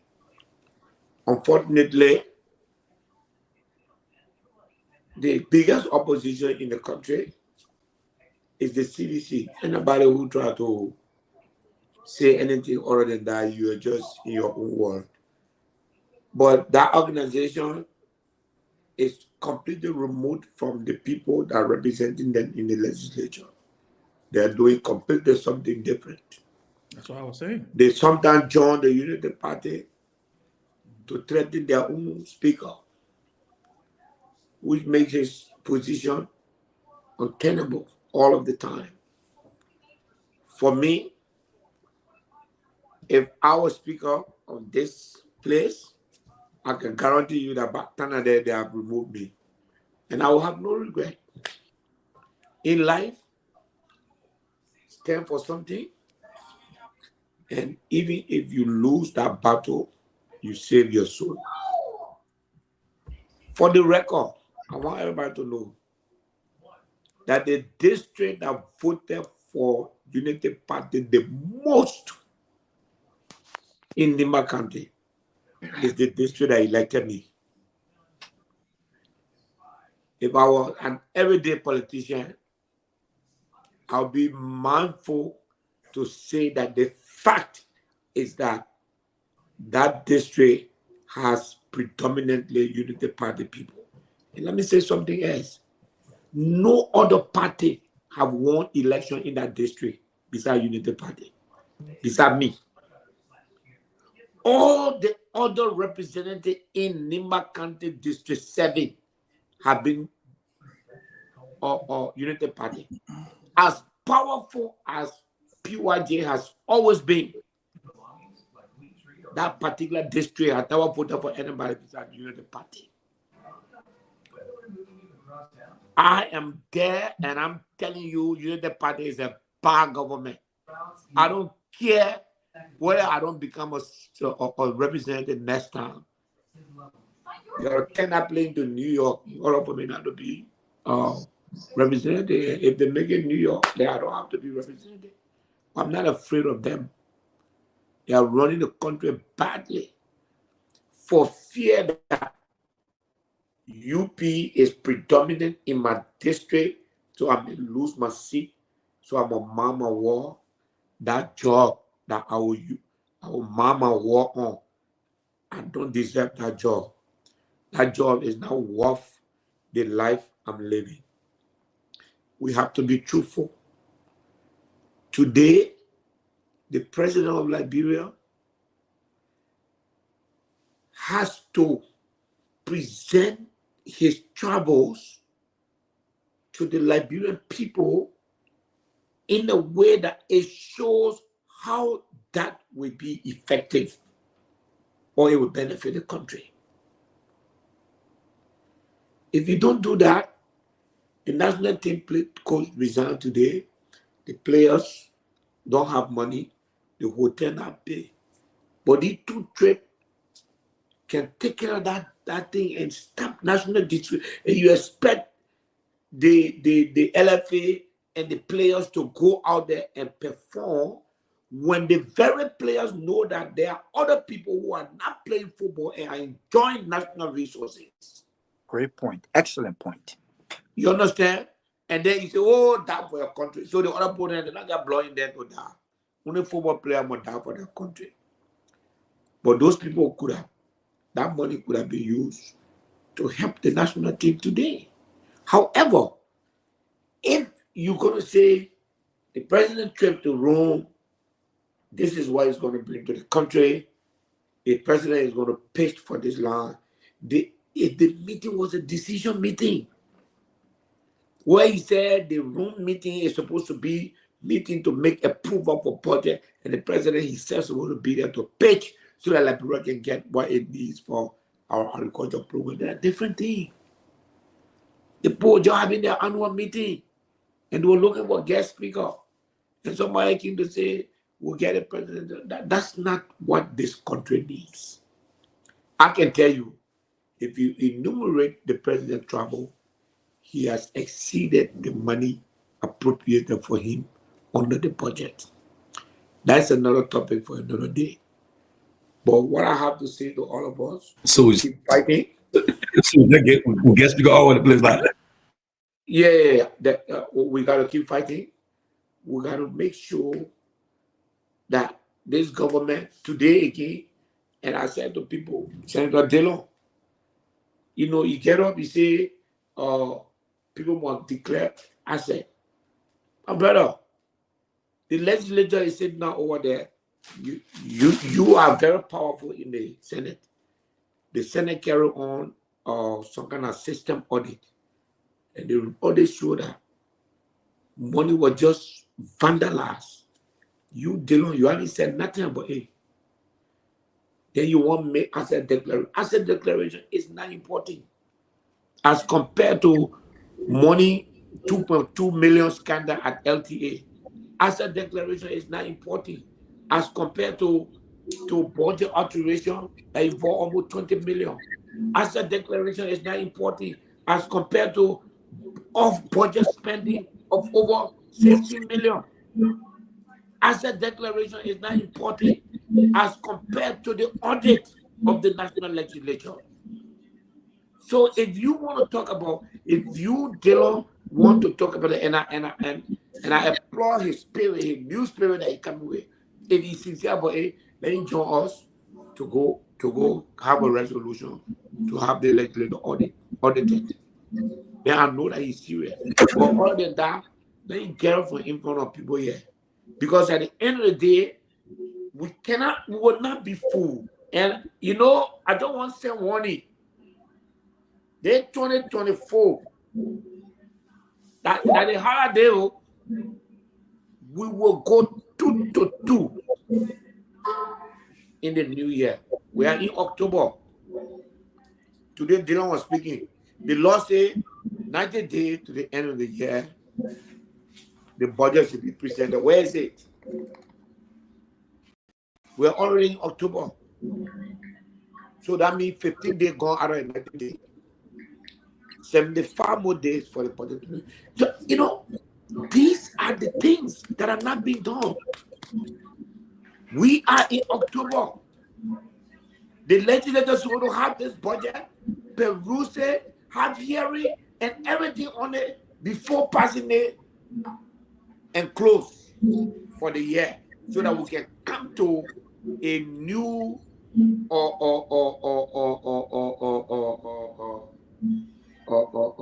amen. Who disrupted me like that, man?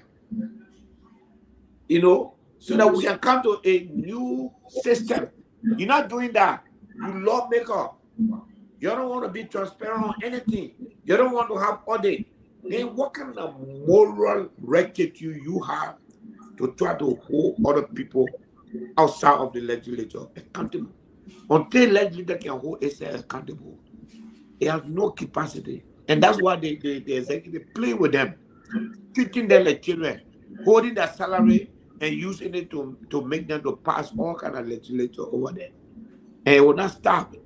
Because as I speak to you, they hold the people now again for 2 months of coupons and all those things. And then it will bring something else again. They will say you're passing. And we'll give what belongs to me cannot be used, So, gentlemen, I want to warn you on this show. You people, the only hope now. Ben, this is for you. No, I'm very serious. Gentlemen, I want you to see the trajectory of this your program. No, that's true. That's true. And the popular reaction to it. Yeah. You have become the focal point for the people. Please take into consideration the people when you're taking your stance on issues. There's nobody more loyal to Kofa, and Kofa know that in that building there more than me. But I will not take him over Liberia. And his decision to eating whatever he said, because I don't want to misquote him. That's not his place. He's the speaker of the legislature. First of all, it's conflict. Because the legislature is designed to check the executive and the other branches. So you can't speak to their attitude unless it's brought to you. And the speaker opinion, why it may be his personal opinion, he is the head of the legislature. Therefore, his opinion matters. So I will advise him next time when they bring these funny questions to him, let him afford it. Because he cannot make the legislature to feed out. The executive to feed out what they are doing is right. So the boy can't just be traveling all over. You just coming from China with 60 people. You went to America with I don't know how many. You went to Canada. Then you come by again. Then you say you're going to Italy. I was invited to Italy by the speaker, and I declined because I didn't. I was going to pay my own way to go there, but the only reason was that it didn't make a lot of sense to me. And I know he speaker for nothing over pay own way because the legislature ain't got money for that kind of thing. There's nothing in the budget for that. So while Baga can pay own way, since he became president, he has accumulated wealth now. Because his foundation, I see that is doing BBC that he now to do. So you can take money from there and travel. That would be fine. Mr. President, quickly, I said something about the budget. The budget. Let me say this to you. Please. Some of you people know. When Chairman Benson, we gotta go. Some of you people don't know.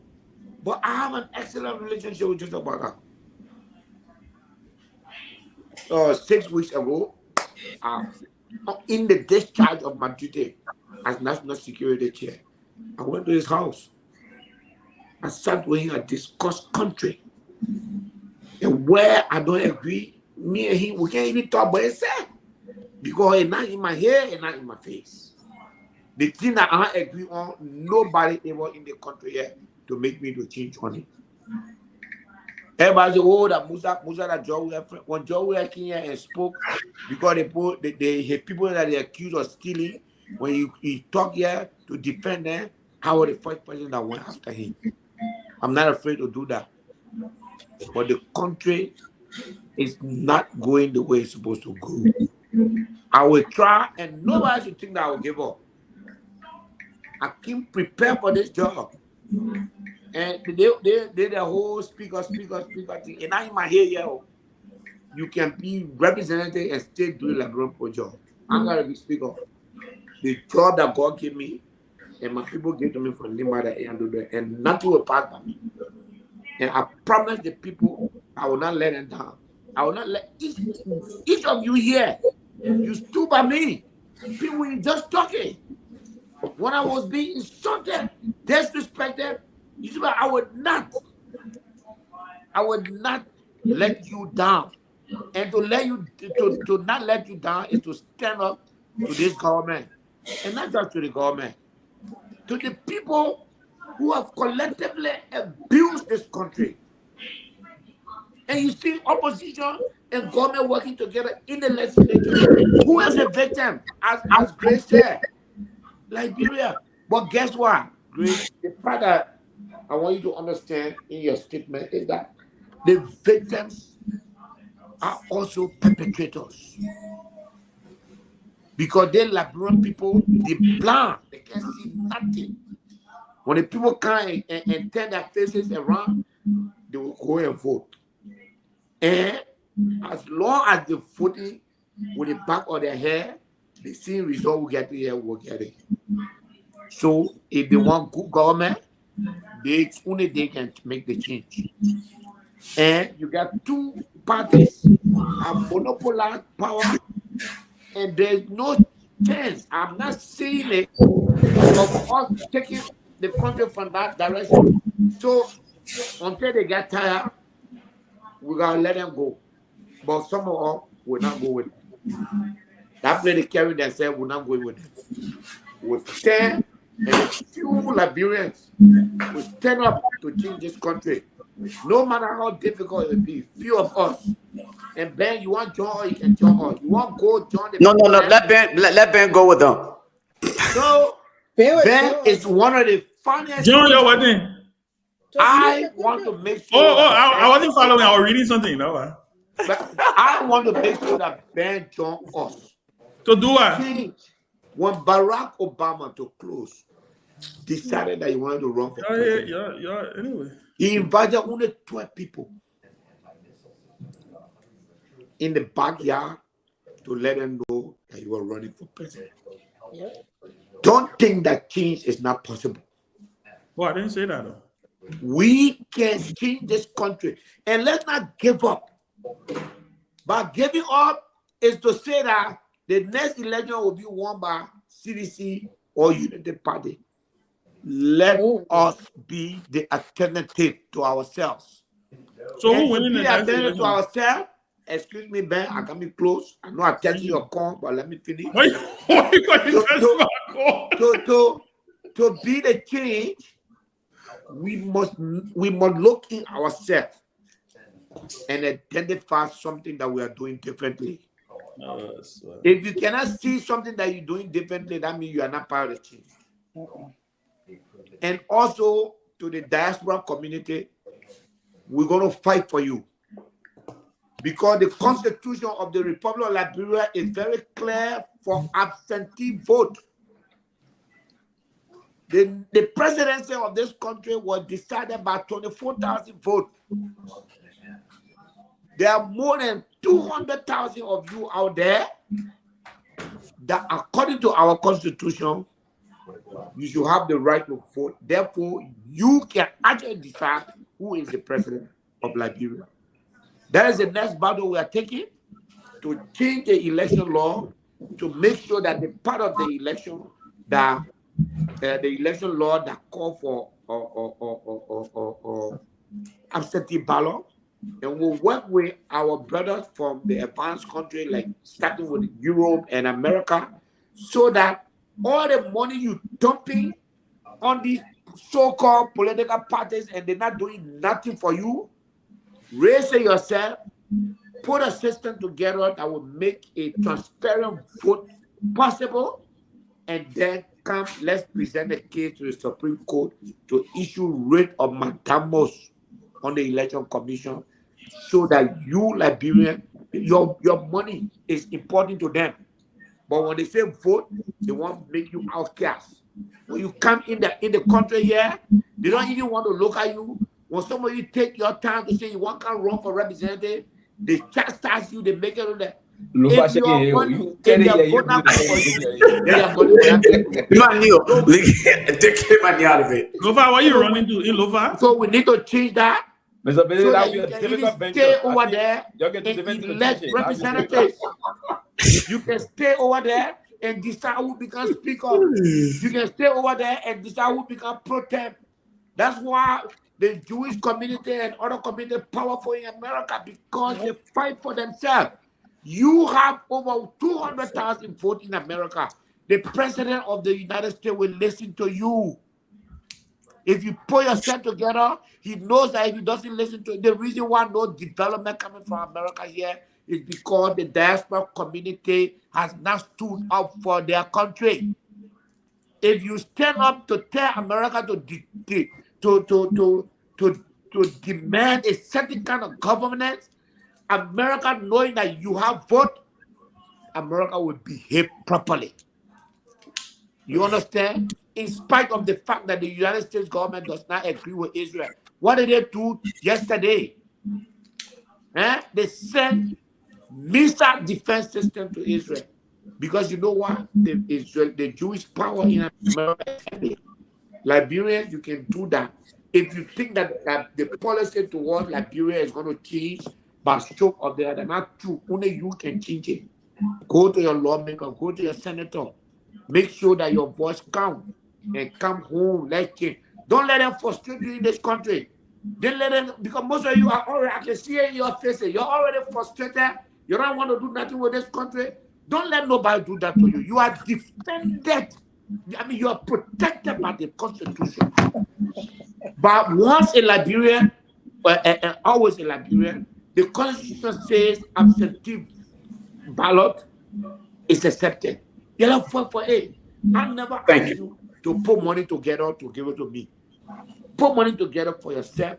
Put yourself together over there. Hire a lawyer. Come to Liberia. Fight for your right to vote. And then make the budget. Raise the money. And tell the election commission, we will help you put the system you need together. That would be a difficult venture. We have a leak audio. We'll play in the next show. Leak audio. For our country. That's enough for our country. We have a leak audio. We can change other law, but not involving the VP and PYG. You will start it, but it can't go nowhere. It will die from the time. Guys, we don't have time for the closing argument. So, guys, we on the ground running. It was time from the beginning. I think we don't have time for closing arguments. So, guys, I think I was not right in the blood. Just in the kind of game. All right, so we finish now. Yeah. Due to time constraints, we just got to call it a night, bro. Oh, okay. Yeah, but I want to say this. I want to say this before. Listen, because you know what, me, I'm enjoying this conversation. Like I always say, but we gotta go. Tomalin, close us up. I can say this. Like I always say, we've been here, we've been there, done that, and I've seen it. We have time, Ben. We have time, Ben. So yeah, we got time. We're having the CEO of Renaissance, Bealded, will be our guest, and then hopefully we'll get a date tomorrow when Fagon will be appearing this week. So we'll get it. We'll be confirmed by tomorrow. Tomorrow, having show tomorrow, guys. Isaac Jackson, right? We'll be a big one, ball. And then I think Lone Star won today. 2 goals to 1, right? Whoa. Don't do that. Stop. No, but y'all be patient out there. Lone Star won. No, Lone Star did not. We didn't win for Drew. No, they beat us. They lost. 2-1, right? Oh, right. And the coach is down with Drew. Yes, I sent his letter to the LFA. Yeah, he got to go. The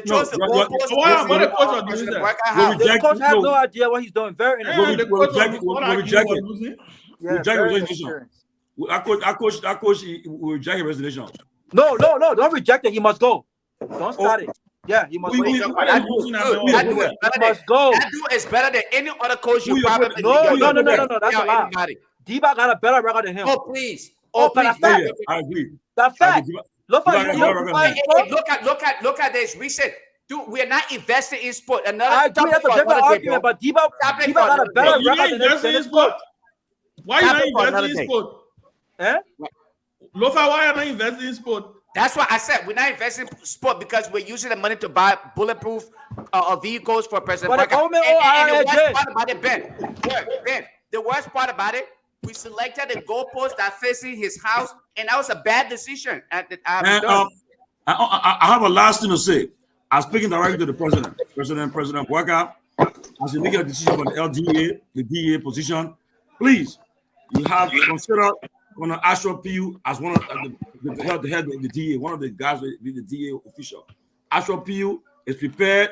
He ready for that I job. shall be a good. I shall be a good. I shall be a good pick, President Boyka. Please So what consider. is he doing now? I thought he was a close ally the president. The idea is that President Pewee is ready for the job. He's a U.S. military trained. He was sent by President Salih to train the U.S. here to provide VIP protection for her. He's prepared for the job. When I ask you, see what Fox. I'm appealing for Musa, you national security man. Yes. Now, recommend Ashok Pewee, man. Ashok Pewee will be good for that job. You'll do a good job. And I saw your brother. I don't interfere in the president's decision-making process. Whoever he puts there, my job is to oversee. Yeah, but at least, yeah. I see your man. Your man of Vavle trying to slip support. Push your man D, but the president actually appointed someone there. He appointed acting president. Anthony Saw. He's the acting. What is this? The president is weak, very weak man. Yeah, acting. What about but Musa Belded? Yeah, man, Dylan. Dylan. He's the one supporting all of that stuff. But let that go, man. We'll put on. What Lofa? I can hear Lofa talking about Dylan again. Why? No. Say here, Dylan spoke. Maybe Lofa Dylan not make peace. Yeah, change. So all the crimes that Lofa had against Dylan, if it. That's the fuck guy explain that. I want to know because that Lofa had a change in the country. I get bet you. If you're American call about tomorrow, it will change. Attacking Lofa while you know this. Well, me, I will say comment on the Lofa can clarify. Tell Lofa can come on the show. Yeah, but Dylan has he's not a credible voice. Dylan is not a credible voice. No, but listen. In all fairness to Dylan, I listened to his interview today. And he stick by what he said. Like what Musa was saying. How my man, brother, let me say my own bar. Brother, I'm entitled to have my opinion. Yeah, but why you keep giving him how many opportunities you gonna give him to Lofa? Let me say Lofa. Robert, the man is elected for what? Dylan got to contest on the 9 on his Sunny. If he sticks to what he was saying, like Musa said earlier, the vigor that I heard him talk about, he said he tired. He said his baby was in the infancy stage. He couldn't beat on his baby. Now his baby is 9 months old. The baby won't start walking. He can check. He can deal with it. Yeah, but Dylan, Ben, you know what's wrong with that statement? Yeah. So Dylan is telling us now that the 100-day delivery money will forget about it. That's it. I don't think we should. That's my point. I don't think we should. From the time the baby was born, let them report what happened. I agree with you. I think. And by the way, Dylan say he's still giving the money to Monserrato. It's been spent towards the rehab center. Where's the report? I can't take his word for it. He said he's still giving the money. There's the thing. The thing about him is because he lies so much, it's difficult to believe anything he says. That's the problem with him. So until he Uncle Pete, diaspora TKRL. Uncle Pete said you'll be a vice president. I am focused on the legislature for 2029. Well, Uncle Pete, you got to find different vice president. Musa declared. I will support you, but I want to be vice president. Vice president, that job. You can't do nothing. Just sit down and I want work. No, that job, not job. I don't want it. I declare air already. Oh, VB already says a job. One different legislature. One different House of Representatives. But Ben, you got to keep on national radio. Remember, no, don't say leave you on record. They'll rewind these tapes. Oh, what do we rewind? What did I say? Somebody say you got leak audio. You got leak audio. Who? The PIJ and the VP will put it in that show. Oh, the people. Really? I said, as a representative. It's not true. My country is in good shape. I said before the government accept the coach resignation, please let them pay RIJ and Colonial Hotel. They own those hotels, and the airline. They own the airline a lot of money. Robert, how you know? You in America, you know, Robert. I mean, I got sources, man. It's the fact. It's the truth. That's the reason why the national team came in the country on Sunday evening. And they played it on Sunday. They played again today. Oh, for because the airline, the airline could not issue tickets. For They arrived in Equatorial Guinea on Sunday? No, they left Equatorial Guinea on Sunday and arrived in the country Sunday evening and played the game Monday. So they had no time to practice. Where the Guinea playing in the Guinea beat Monrovia playing in Monrovia today? Yes, today it was a return leg. So they beat us in Monrovia today? They beat us 2-1 in Monrovia today and 1-0. Where you at today? But Tomalin, you not calling you. Yeah, they beat us. The team flew in Liberia on Sunday evening, play on Monday evening. Because the airline refused to issue ticket until the government paid part of what they owed them. You know, I get that credit here. When the president that was successful in football, the man carried out to the Cup of Nations twice, right? You know, Who charged that? Yeah. Oh, no, I know he ran one time, 2000. When Sawyer carried. We went when LeBron we went to South Africa in 1996. It was the interim government. 96, South Africa 96. And then 2002. Yeah, on Charles that was the 2002. Under the progressive regime. That was African Cup. That was in Mali. That was in Mali, but we were the progressive regime by Amos Sawyer. So what to say? Musa, what to say? I saw the progressive were there, man. I know you a small boy, man. Musa, leave people, man. What made Amos Sawyer regime progressive? What to say?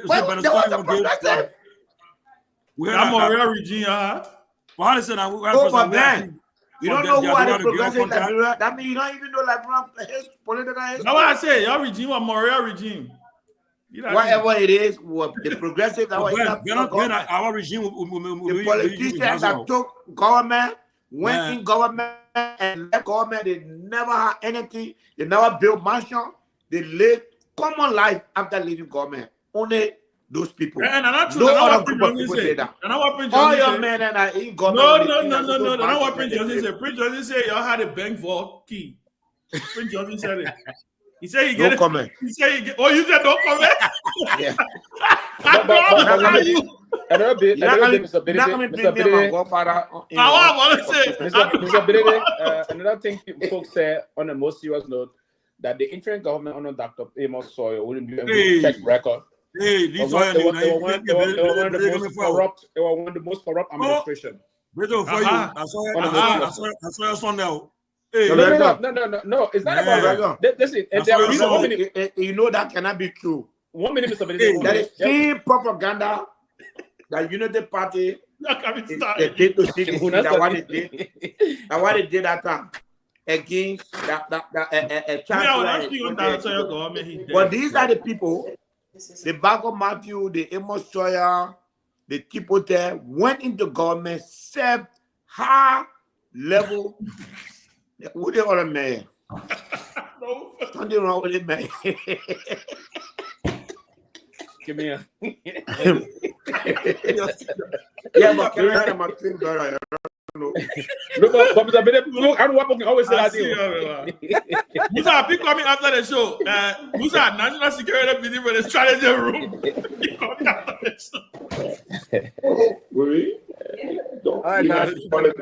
Good night. Oh, I see. I'm being told to leave the. Yeah, my man. Yeah. You're not causing enough trouble today. Yeah. And we are convening a meeting at the strategy room, please. Check. Yeah. Ben, wait, Musa, where you go? Ben stay in the party. Why you mean I'm staying in the party? But as a man. Why you asking Musa? I have nothing to do. I'm not in the party. No, Ben. So you still in the party? Of course, I'm a member of the party. So who the chairman now? Rookie Barrett, the acting chair. Rookie Barrett, chairman. But why you the party, sir? You're the political leader, right? No, pending. We are. Ben there. I'm not about it. Musa is suspended, boy. You reached the red, boy. I beg you. I left. Not bad. Musa. Suspended, boy. He reached the red, boy. No.